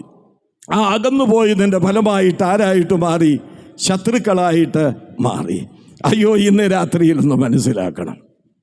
യെശയ്യാ പ്രവാചകന്റെ പുസ്തകം 59-ാം അധ്യായം 2-ാം വാക്യം നമുക്ക് മനപ്പാഠമാണ്. എന്താ അവിടെ എഴുതിയിരിക്കുന്നത്? ദൈവത്തെയും നിങ്ങളെയും തമ്മിൽ പറഞ്ഞേ അകറ്റിയിരിക്കുന്നത്. എന്താ ഒരു സന്തോഷമൊക്കെ പറ. ചിരിച്ചോണ്ടാണല്ലോ മൈക്കിലൂടെ പറഞ്ഞത്. അങ്ങോട്ട് പറ. ദൈവത്തെയും നിങ്ങളെയും തമ്മിൽ അകറ്റിയിരിക്കുന്നത് നിങ്ങളുടെ അകൃത്യമത്രേ, പാപമത്രേ. എൻ്റെ വാത്സല്യ സഹോദരങ്ങളെ, പാപം സൃഷ്ടാവും ഉടയവനുമായ ദൈവത്തിങ്കിൽ നിന്ന് മനുഷ്യനെ എന്ത് ചെയ്തു? അകറ്റിക്കളഞ്ഞു. ഇവിടെ ഒരു കാര്യം നിങ്ങൾ മനസ്സിലാക്കണം. പാപം ദൈവത്തിൽ നിന്ന് മനുഷ്യനെ അകറ്റിയതോടുകൂടെ അതിൻ്റെ പരിണിത ഫലം എന്തായിരുന്നു? മനുഷ്യനെ മനുഷ്യനിൽ നിന്നും എന്ത് ചെയ്തു? അകറ്റിക്കളഞ്ഞു. ഉൽപ്പത്തി പുസ്തകം 3-ാം അധ്യായത്തിൽ പാപം ചെയ്ത മനുഷ്യൻ ദൈവത്തിൽ നിന്ന് അകന്നുപോയി. 4-ാം അധ്യായത്തിലേക്ക് വരുമ്പോൾ ആ മനുഷ്യനിൽ നിന്ന് എന്ത് ചെയ്യുന്നു? അകന്നു പോകുന്നു. ആ കയീൻ ഹാബേലിനെ അടിച്ചു കൊല്ലുക, ശത്രുത്വം അവിടെ വരുന്നു എന്നൊക്കെ ഇതിങ്ങനെ പൊയ്ക്കൊണ്ടിരിക്കുക. ഇന്നും മനുഷ്യനെ കൊല്ലുന്നതിൻ്റെ കാരണം എന്താ? ദൈവത്തിൽ നിന്ന് അകന്നു പോയത് കൊണ്ടാണ്. ദൈവത്തിൽ നിന്ന് അകന്നു പോയത് കൊണ്ട് മനുഷ്യനും തമ്മിൽ അകന്നുപോയി. മനുഷ്യനും തമ്മിൽ അടുക്കണമെങ്കിൽ ദൈവവും മനുഷ്യനും തമ്മിൽ ഒന്നാമത് അടുക്കണം. ഒന്നാമത് വരണം, പിന്നീടുള്ളത് പിന്നെ വരും. അതുകൊണ്ട് ദൈവത്തോട് അടുക്കുമ്പോഴാണ് സഹജീവികളോട് നമുക്ക് അടുക്കാൻ കഴിയുന്നത് എന്നുള്ളത് മറന്നു പോകാൻ പാടില്ല. നിങ്ങൾ ഈ പുറമേ നിന്ന് വന്നവരാ, ഈ പുറമേ നിന്ന് വരുമ്പോൾ നിങ്ങളും ഞങ്ങൾക്കുള്ളവരാ എങ്കിലും ഒന്ന് മനസ്സിലാക്കാൻ പറയുക. ഈ പുറമേ നിന്ന് വന്നവരോട് ഞങ്ങൾ പറയട്ടെ, ഇവിടെ പലവട്ടം ആ ദൈവദാസൻ പറഞ്ഞു സുവിശേഷ കൂട്ടായ്മ എന്ന് പറഞ്ഞല്ലോ. എന്താണ് അതിൻ്റെ അർത്ഥം? അവർ തമ്മിലുള്ള ബന്ധമാണ്. പല മാതാപിതാക്കൾക്ക് പല ഭവനങ്ങളിൽ പല പശ്ചാത്തലത്തിലൊക്കെ ജനിച്ചു വളർന്നതാ അവർ. പക്ഷേ അവർ തമ്മിൽ പിരിയാനാവാത്ത ഒരു ബന്ധമുണ്ട്. അതുകൊണ്ടാണ് ചെറിയാൻ സാറ് പറഞ്ഞത്, മകൾ നമ്മൾ ബ്രദറുകാർ ഏറ്റവും ആത്മീയരായതുകൊണ്ട് പ്രേമം എന്നുള്ളത് സ്നേഹമാക്കി. ചെറിയാൻ സാറ് പണ്ട് പറഞ്ഞു, ഞാൻ എഴുതിയത് അങ്ങനെയല്ല, മകൾ പ്രേമം. ഞങ്ങളുടെ ബ്രദറുകാരുടെ എഡിറ്റോറിയൽ ബോർഡ്, ഒത്തിരി എഡിറ്റോറിയലുകാരുണ്ട് കേട്ടോ, ഒന്നും തോന്നരുത്. എഡിറ്റോറിയലിൻ്റെ ABCD അറിയാൻ വയ്യാത്തവരാ സാറേ. ഇതിനകത്ത് പലപ്പോഴും എഡിറ്റോറിയൽ ബോർഡ് എന്തെല്ലാം ആവശ്യമില്ലാത്ത തിരുത്ത. ഒരിക്കൽ ആത്മപ്രകാശിനി കണ്ടു, വാഴുന്ന പ്രിയനെ. അപ്പം ഞാനുള്ളിടത്ത് അത് പാട്. ഞാൻ പറഞ്ഞു, വാഴുന്ന പ്രിയനെ അല്ല, വീഴുന്നു പ്രിയനെ എന്നാ. നമുക്ക് വീഴാൻ മനസ്സില്ലാതെ വാഴാനാ നമുക്ക് മനസ്സെന്ന് ഞാൻ അവിടെ പറഞ്ഞു. അപ്പം ഞാൻ പറഞ്ഞതിൻ്റെ സാരം എന്താണെന്ന് ചോദിച്ചാൽ, അവിടെ നമ്മൾ കാണുന്നുണ്ട് ആ കാര്യങ്ങളൊക്കെ. ഞാൻ പറഞ്ഞത്, നമ്മൾ അകന്നുപോയവരെ നമ്മൾ അടുത്തു, നമ്മളെല്ലാം ഒരു കൂട്ടായ്മക്കാരായി. എന്തൊരു ബന്ധമാണെന്നറിയാമോ ഞങ്ങൾ തമ്മിൽ? ഒരാൾക്ക് രോഗം പിടിച്ചാൽ എല്ലാവരും കൂടെ അങ്ങോട്ട് ചെല്ലുന്നു. എത്ര പള്ളിക്കാർ പോകും? അവൻ ചത്തു കഴിയുമ്പോൾ പാടാനായിട്ടും പറയാനുമായിട്ടും ഒക്കെ ചെല്ലും. എന്നാൽ ഇതല്ല, ഒന്നുകിൽ ഇവൻ ചാകണം, ഇല്ലെങ്കിൽ അവൻ എഴുന്നേക്കണം. അതുവരെ അവൻ്റെ വീട്ടിൽ നിന്ന് മാറാതെ ഞങ്ങൾ പാടുകയും പ്രാർത്ഥിക്കുകയും ചെയ്യും. അത് ഞങ്ങളൊക്കെ തമ്മിലുള്ള കൂട്ടായ്മയാണ്. ആ കൂട്ടായ്മ എങ്ങനെ കിട്ടിയതാ? ദൈവത്തോട് ഞങ്ങൾക്ക് ബന്ധം വന്നപ്പോൾ കിട്ടിയതാ. സ്തോത്രം. അതുകൊണ്ട് ഞാനൊരു വസ്തുത പറയാം. അകന്നുപോയ മനുഷ്യനെ ദൈവത്തോട് നിരപ്പിച്ച, ദൈവത്തോട് അടുപ്പിച്ച ഏക മധ്യസ്ഥനാണ് നമ്മുടെ കർത്താവായ യേശുക്രിസ്തു. പ്രിയപ്പെട്ടവരെ, മനുഷ്യ ചരിത്രത്തിൻ്റെ ഉൽപ്പത്തി മുതൽ മനുഷ്യൻ അന്വേഷിച്ചു കൊണ്ടിരുന്നത് ദൈവത്തോട് അടുപ്പിക്കാൻ കഴിയുന്ന ഒരു മധ്യസ്ഥനെയാണ്. ആരും കണ്ടെത്തിയില്ല. പുരാതന ഭക്തനായ ഇയ്യോബ് എന്താ വിളിച്ചു പറയുന്നത്? ഇയ്യോബിൻ്റെ പുസ്തകം 9-ാം അധ്യായം 33-ാം വാക്യം അറിയാമോ? അത് നമുക്ക് ഇയ്യോബിൻ്റെ പുസ്തകത്തിൽ നിന്ന് 2 വാക്യങ്ങൾ അറിയാം. ആ 2 വാക്യങ്ങൾ എന്ന് പറയുന്നത്, ഒന്നെന്താണ്? യഹോവ തന്നു, പറഞ്ഞേ, യഹോവയെ എടുത്തു, യഹോവയുടെ നാമം നമുക്കൊന്നും നഷ്ടപ്പെടാത്തത് കൊണ്ട് നമ്മളത് കാണാതെ പഠിച്ചിരിക്കുക. രണ്ടാമത് കാണാതെ പഠിച്ചിരിക്കുന്നത് എന്താ? എൻ്റെ വീണ്ടെടുപ്പുകാരൻ ജീവിക്കുന്നത്. ഭയങ്കര വൃത്തിയാശയ. പക്ഷേ ഇയ്യോബിൻ്റെ പുസ്തകത്തിലെ മറ്റു വാക്യങ്ങൾ കൂടെ പഠിക്കണം. ഇയ്യോബിൻ്റെ പുസ്തകം 9-ാം അധ്യായം 33-ാം വാക്യത്തിൽ എന്താ പറഞ്ഞിരിക്കുന്നത് കേൾക്ക്. ദൈവത്തെക്കുറിച്ച് ഇയ്യോബ് വിവരിച്ചു വരുമ്പോൾ പറയുകയാണ്, ഞങ്ങളെ ഇരുവരെയും, എന്ന വാക്യമാണെന്നറിയാമോ? ഞങ്ങളെ ഇരുവരെയും തമ്മിൽ പറഞ്ഞു നിർത്തേണ്ടതിന് ഞങ്ങൾക്കിടയിൽ ഒരുത്തനെയും കണ്ടില്ല. ഹല്ലേലൂയ. ഇയ്യോബ് വിളിച്ചു പറയുക, ഞങ്ങളെ ഇരുവരെയും തമ്മിൽ പറഞ്ഞു നിർത്തേണ്ടതിന് ഞങ്ങൾക്കിടയിൽ ഒരുത്തനെയും കണ്ടില്ല. എന്നാ കാലങ്ങൾ കഴിഞ്ഞു, പുതിയ യുഗം പിറന്നു. ഇതാ പൗലോസ് വിളിച്ചു പറയുകയാണ്, ഉണ്ട്. നിങ്ങളെ ഇരുവരെയും പറഞ്ഞു നിർത്താൻ ഒരു മധ്യസ്ഥനുണ്ട്. അതാരാണ് മധ്യസ്ഥൻ? ദൈവം ഒരുവനല്ലോ. കൂടെ പറയാം, ദൈവത്തിനും മനുഷ്യർക്കും മധ്യസ്ഥനും ഒരുവൻ. അതെല്ലാവർക്കും വേണ്ടി മറുപടിയായി തന്നെ താൻ ഏൽപ്പിച്ചു കൊടുത്ത മനുഷ്യനായ ക്രിസ്തുയേശു തന്നെ. Hallelujah, hallelujah. സന്തോഷം വരുന്നില്ല? സന്തോഷം വരുന്നു. ഞാൻ എന്നാ സന്തോഷത്തിലാണ് നിൽക്കുന്നതെന്നറിയാം. ഇതൊക്കെ പറഞ്ഞിട്ടും മുട്ടക്കച്ചവടത്തിന് നഷ്ടം വന്നതുപോലെ ചലിയിരിപ്പുണ്ടെന്ന് മനസ്സിലായില്ലേ? ഇത് ഉള്ളിലോട്ട് വരട്ടെ സഹോദര, തിളയ്ക്കട്ടെ. ഞാൻ ഇന്നലെ പറഞ്ഞതുപോലെ വ്യത്യാസം നമുക്ക് വരണമെന്നേ. വ്യത്യാസം വരണം. അത് പുറമേ വന്നാൽ പോരാ, ഉള്ളിൽ നിന്ന് വ്യത്യാസം വേണം. ഉള്ളിൽ നിന്ന് വ്യത്യാസം വരണം. ദൈവം സഹായിക്കട്ടെ. ഏക മധ്യസ്ഥൻ. ഒരു മധ്യസ്ഥൻ്റെ യോഗ്യത എന്താ? ഇവിടെ അകന്നുപോയതാരാ? ദൈവവും മനുഷ്യനുമാണ് അകന്നുപോയത്. അപ്പോൾ ഒരു മധ്യസ്ഥൻ എങ്ങനെയുള്ളവനായിരിക്കണം? ദൈവത്തോടുകൂടെ ദൈവമായിരിക്കണം. കാര്യം ആരോടാണ് നിരപ്പിക്കേണ്ടത്? ദൈവത്തോട്. അപ്പം ദൈവമായിരിക്കണം. 2, മനുഷ്യനോടുകൂടെ അയാൾ ആരായിരിക്കണം? ഹല്ലേലൂയ. അതുകൊണ്ടല്ലേ തിമോഥെയോസിന്റെ ലേഖനത്തിൽ പറയുന്നു, മനുഷ്യനായ ക്രിസ്തുയേശു തന്നെ. ഇങ്ങനെയൊക്കെയാ മോൻ നന്നല്ല പഠിക്കുന്നയാള്. അപ്പോസ്തല പ്രവൃത്തി പഠിച്ച് അടുത്ത പുസ്തകം ഇറങ്ങാൻ പോവാന്ന് എന്നോട് പറഞ്ഞു. ഞങ്ങൾ പ്രാർത്ഥിച്ചുകൊണ്ടിരിക്കുക. നമ്മുടെ വർഗീയ സഹോദരനുള്ളിടത്തോളം കാലം അദ്ദേഹത്തിൻ്റെ ഒരു പ്രോത്സാഹനമാണ്, ഷീബയേക്കാൾ പ്രോത്സാഹനമാണത്. ഞാൻ പറയട്ടെ പ്രിയപ്പെട്ടവരെയും, മനുഷ്യനായ ക്രിസ്തു യേശു മനുഷ്യരോടുകൂടെ മനുഷ്യൻ, ദൈവത്തോടുകൂടെ ദൈവമാണ്. അങ്ങനെയുള്ള ഒരാൾക്ക് മധ്യസ്ഥനായിട്ടിരിക്കാൻ കഴിയുകയുള്ളൂ. ഞാൻ വീണ്ടും കോട്ട് ചെയ്യുന്നത് കൊണ്ട് പ്രയാസം വരരുത്. ബൈബിൾ വെളിച്ചത്തിൻ്റെ കവചം എന്ന ഗ്രന്ഥത്തിൽ KP അപ്പൻ പിന്നെയും എഴുതിയിട്ടുണ്ട്. എന്താണെന്നറിയാമോ? യേശു ദൈവത്തോടുകൂടെ ദൈവവും മനുഷ്യനോടുകൂടെ മനുഷ്യനുമാണ്. ഞാൻ ഓർക്കും, ഇവർക്കൊക്കെ എങ്ങനെ കിട്ടി ഈ വെളിച്ചമൊക്കെ? വേദപുസ്തകം വായിച്ചായിരിക്കാം, എന്തുമാകട്ടെ. കൊണപ്പെട്ടോ ഇല്ലോ എന്നറിയാൻ വയ്യ, അയാൾ അതും പോയി, നമുക്കറിയാൻ വയ്യ. പക്ഷേ ഒരു വസ്തുത ഞാൻ പറയട്ടെ പ്രിയപ്പെട്ടവരെ, അവിടുന്ന് ദൈവത്തോടുകൂടെ ദൈവമാണ്, മനുഷ്യനോടുകൂടെ മനുഷ്യനാണ്. ഇപ്പോൾ ഇന്ന് രാത്രി ഇതെല്ലാം കൂടെ കേട്ടപ്പോൾ ഞാൻ സത്യമായിട്ടും ചോദിക്കുക നിങ്ങളോട്, ഇനിയും പോയി ആഹാരം കഴിച്ചില്ലേലും കുഴപ്പമില്ലെന്ന രീതിയിൽ ഒരു തൃപ്തി വന്നില്ലേ? യേശു എങ്ങനെയുള്ളവനാണ്? ഇതുവരെ എന്താ നമ്മൾ പറഞ്ഞുകൊണ്ടിരുന്നത്? എല്ലാ ഡിസംബർ 31 എന്താ പറഞ്ഞുകൊണ്ടിരുന്നത്? യേശു എനിക്ക് കഴിഞ്ഞ ആണ്ടിൽ നല്ലവനും വല്ലഭനുമായിരുന്നു. ചിലർ പറയുമ്പോൾ ഭായില്ല, വല്ലോനും എന്നാണ് പറയുന്നത്. യേശു എനിക്ക് കഴിഞ്ഞ വർഷം നല്ലോനും വല്ലോനുമായിരുന്നെന്നാണ് പറയുന്നത്. ഇതൊക്കെയാണ് നമ്മൾ മനസ്സിലാക്കിയിരിക്കുന്നത്. ഈ രാത്രി നമ്മുടെ കണ്ണുകളെ തുറക്കപ്പെടട്ടെ, നമ്മുടെ ഹൃദയങ്ങൾ തുറക്കപ്പെടട്ടെ, നമ്മുടെ കാതുകൾ തുറക്കപ്പെടട്ടെ. നാം സ്വീകരിച്ചേറ്റു പറയുന്ന യേശു എങ്ങനെയുള്ളവനെന്ന് വേദപുസ്തകത്തിലൂടെ ഇവിടെ വരച്ചു കാട്ടുമ്പോൾ, ഹല്ലേലൂയ, നമ്മുടെ ഹൃദയം കടന്ന് തുള്ളിച്ചാടട്ടെ. പ്രിയപ്പെട്ടവരെ, ദൈവം സഹായിക്കട്ടെ. അവിടുന്ന് മധ്യസ്ഥനാണ്. ദൈവത്തോടുകൂടെ ദൈവവും മനുഷ്യനോടുകൂടെ മനുഷ്യനും നമ്മെ നിരപ്പിച്ചു. ഇനി നിങ്ങളോട് വേറൊരു കാര്യം പറയാം. എങ്ങനെയാണ് നിരപ്പിച്ചത്? 20-ാം വാക്യത്തിൽ എഴുതിയിട്ടുണ്ട്, അവൻ ക്രൂശിൽ ചൊരിഞ്ഞ രക്തം കൊണ്ട് അവൻ മുഖാന്തരം എന്തുണ്ടാക്കി? സമാധാനമുണ്ടാക്കി. അപ്പം നിരപ്പിൻ്റെ അനന്തരഫലമാണ് ഈ സമാധാനം എന്ന് പറയുന്നത്. അകന്നുപോയാൽ സമാധാനമുണ്ടോ? ഉണ്ടോ? നിങ്ങൾ പറഞ്ഞാട്ടെ. ഭാര്യയും ഭർത്താവും കൂടെ ഒരു രാത്രി മുഴുവനും മിണ്ടാതെ മുതുകി തിരിഞ്ഞ് കിടന്നാൽ വല്ല സമാധാനമുണ്ടോ? നിങ്ങളൊന്നും അങ്ങനെ കിടന്നിട്ടില്ലെന്നൊന്നും ഭാവിക്കേണ്ട, ധാരാളം കിടന്നിട്ടുണ്ട്. അപ്പം മനുഷ്യരല്ലേ. അപ്പം ഞാൻ പറഞ്ഞതിൻ്റെ സാരം, അപ്പോഴൊക്കെ ഒരു അസ്വസ്ഥതയല്ലേ ഉണ്ടായിരിക്കുന്നത്? അസ്വസ്ഥത ഇല്ലേ? എങ്ങനെയെങ്കിലും ഒന്ന് മിണ്ടി, ആര് മിണ്ടുമെന്നുള്ളതാ ഇല്ലേ? ഇടയ്ക്ക് ഒരു ദീർഘശ്വാസമൊക്കെ വിടും. എന്നാടി നീ ദീർഘശ്വാസം വിടുന്നത് എന്നൊന്ന് ചോദിക്കാൻ വേണ്ടി ഒരു ദീർഘശ്വാസം വിടിയില്ലേ? അപ്പോൾ അകന്നു പോയി കഴിഞ്ഞാൽ സമാധാനമില്ല, സ്വസ്ഥത നഷ്ടപ്പെട്ടു. എന്നാൽ ഈ സ്വസ്ഥതയേക്കാൾ എത്രയോ വലിയ അസ്വസ്ഥതയായി എൻ്റെ വാത്സല്യ സഹോദരങ്ങളെ. ദൈവത്തിങ്കൽ നിന്ന് മനുഷ്യൻ അകന്നു പോയപ്പോൾ ഞാനൊരു കാര്യം വ്യക്തമായി പറഞ്ഞ ഭാഗം വിടുകയാ. മനുഷ്യൻ്റെ ഇന്നത്തെ അടിസ്ഥാന പ്രശ്നമെന്ന് പറയുന്നത് എന്താ? മനുഷ്യൻ്റെ ഇന്നത്തെ അടിസ്ഥാന പ്രശ്നമെന്ന് പറയുന്നത് അവന് ദൈവത്തെ നഷ്ടപ്പെട്ടു എന്നുള്ളത് അല്ലേ? അതിനപ്പുറം എന്താ ഉള്ളത്? ഇവിടുത്തെ മുദ്രാവാക്യം എന്താ? അരി എവിടെ, തുണി എവിടെ? പറയൂ സർക്കാർ. ഇവൻ്റെ അരിയും തുണിയും ഒക്കെ എവിടെയാണെന്ന് പറയേണ്ടത് സർക്കാരാ. പിന്നെ പറയുന്നത് എന്താ? തൊഴിലല്ലെങ്കിൽ ജയില്. അപ്പം മനുഷ്യൻ്റെ അടിസ്ഥാന പ്രശ്നമായിട്ട് അതൊക്കെയാണ് കാണുന്നത്. ഊണരി, ഉടുതിടം, പാർപ്പിടം, ജോലി. എന്നാൽ ഈ രാത്രി ഞാൻ പറയട്ടെ, ഇതൊന്നും അടിസ്ഥാന പ്രശ്നമല്ല. ഇതൊക്കെ അടിസ്ഥാന പ്രശ്നമാണെങ്കിൽ ഇതെല്ലാം ഉള്ള മനുഷ്യൻ എന്തിനാ ആത്മഹത്യ ചെയ്യുന്നത്? കണ്ടില്ലേ ഒരുത്തൻ ആത്മഹത്യ ചെയ്യുന്നത്?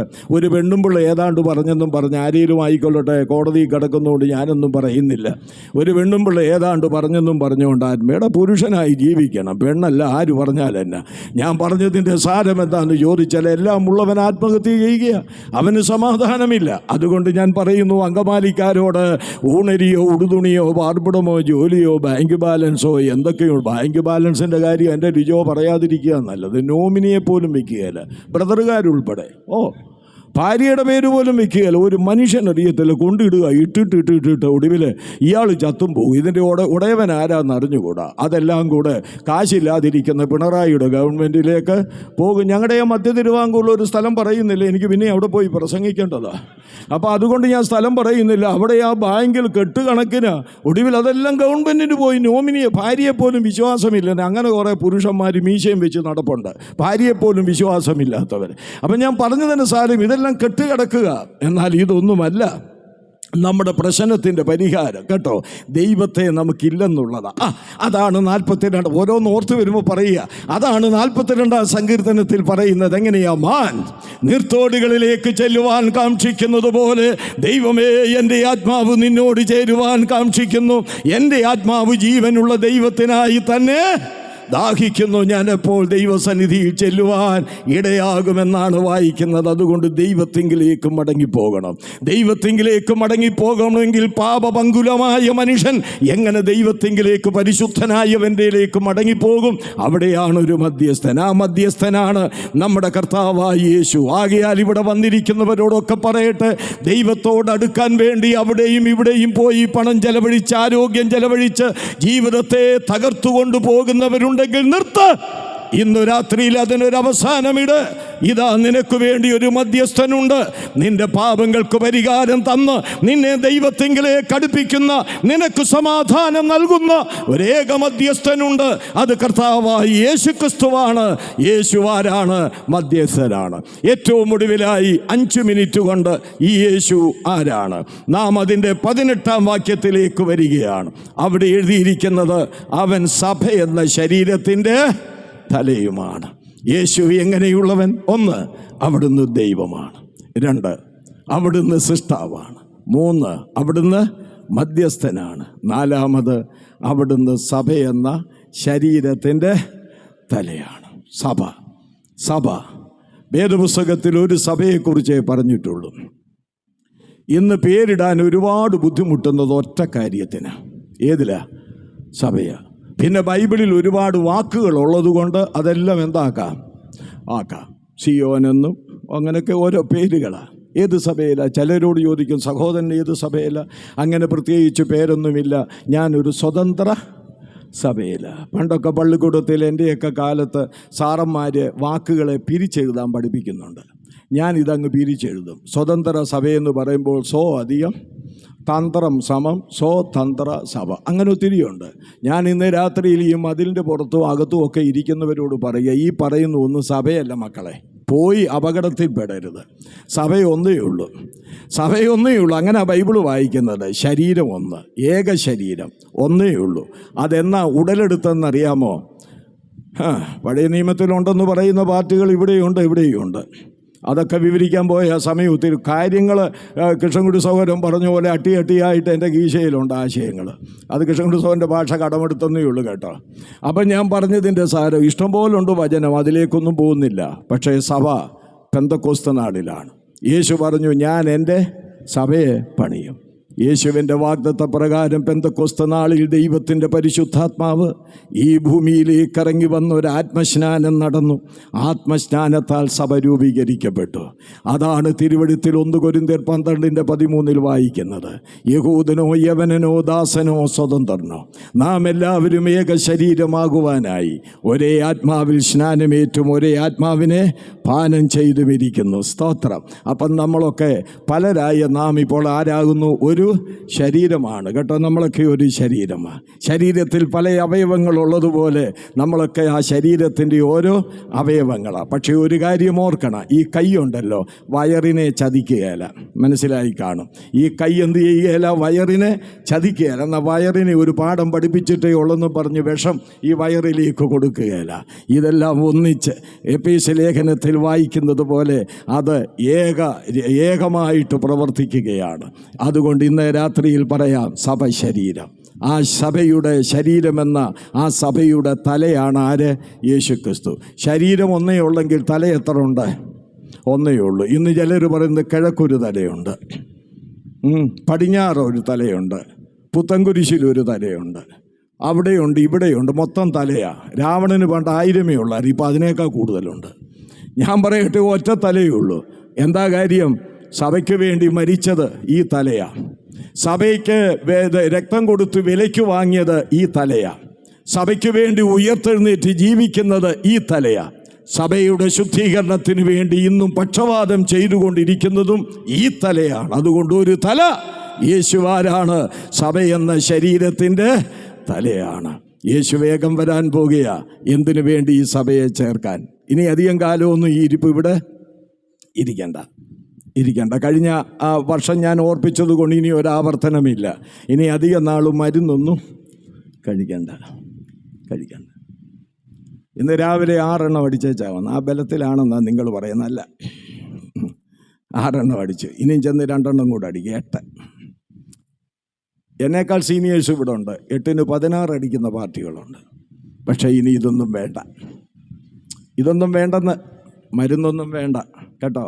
ഈ താഴ്ചയൊക്കെ മാറാൻ പോവുക. സ്തോത്രം അമ്മച്ചി. ഈ താഴ്ചയൊക്കെ പോകാൻ പോവുക. സഭ ഇവിടെ നിന്ന് പോകാൻ പോവുകയാണ്. ആ സമയത്ത് 2 കാര്യങ്ങളാണ് സംഭവിക്കുന്നത്. ഇതിനു മുൻപ് ക്രിസ്തുവിൽ മരിച്ചവരെല്ലാം ഉയർത്തെഴുന്നേൽക്കും. സ്തോത്രം. ക്രിസ്തുവിൽ മരിച്ചവർ, ആ കുഴിമാടങ്ങളെല്ലാം തുറക്കപ്പെടും, കല്ലറകളെല്ലാം തുറക്കപ്പെടും, ഭൂമി പ്രേതങ്ങളെ പ്രസവിക്കും, ദൈവത്തിൻ്റെ ശവങ്ങൾ എഴുന്നേൽക്കും. ഇതൊക്കെ വചനമാണ്. ദൈവത്തിൻ്റെ ശവങ്ങൾ എഴുന്നേൽക്കും. എല്ലാവരും കൂടെ ഈയമ്പാറ്റ കണക്ക് ഇവിടെ നിന്ന് പോകാൻ പോകുകയാണ്. ഞങ്ങൾ പോകും കേട്ടോ. നാട്ടുകാരോട് പറയുക, ഞങ്ങൾ പോകുമ്പോൾ ഞങ്ങളുടെ വീട് നിങ്ങൾക്ക് കിട്ടും, കാറ് നിങ്ങൾക്ക് കിട്ടും. ഞങ്ങൾക്കുള്ളത് എന്തെല്ലാം ഉണ്ടോ അത് മുഴുവൻ നിങ്ങൾക്ക് കിട്ടും. എന്നാൽ കിട്ടുമോ? കിട്ടും. എന്നാൽ പിന്നെ രക്ഷിക്കപ്പെടണ്ടല്ലോ? വേണ്ട. അതെന്നാ കാര്യം? ഒടുവിലെല്ലാം കൂടെ നിനക്ക് കിട്ടും. അതുകൊണ്ട് ഈ രാത്രി ഞാൻ പറയട്ടെ, യേശു വരുന്നതിന് മുൻപ് രക്ഷിക്കപ്പെടണം. യേശുവിനെ അംഗീകരിക്കണം. യേശു വരാറായി. നമ്മളൊരു പാട്ടൂടെ പാടുമല്ലോ. നിർത്താൻ പോവുക. കാലമായി പറന്നു പോവാൻ, കാലമായി പറന്നു പോവാൻ, കാലമായി രാജാധിരാജൻ വരുന്നു വേഗം പ്രിയരെ, രാജാധിരാജൻ വരുന്നു വേഗം പ്രിയരെ. എന്നു കാണും യേശുരാജനെ, എന്നു കാണും യേശുരാജനെ. യേശുരാജൻ്റെ വരവെടുത്തു. ലോക സംഭവങ്ങൾ അതൊക്കെ വെളിപ്പെടുത്തുന്നുവെന്ന് ഇന്ന് രാത്രി പറഞ്ഞാൽ നിങ്ങൾ എന്നോട് യോജിക്കും. ഇപ്പോൾ നടക്കുന്ന യുദ്ധം നിങ്ങൾക്കറിയാം. പെട്ടെന്ന് തീരുമെന്നാണ് വിചാരിച്ചത്. 6 ദിവസം കൊണ്ട് യുദ്ധത്തിൽ ജയിച്ച ഇസ്രയേൽ ഇപ്പോൾ 1 വർഷം കഴിയുന്നു ഒരു യുദ്ധം തുടങ്ങിയിട്ട്.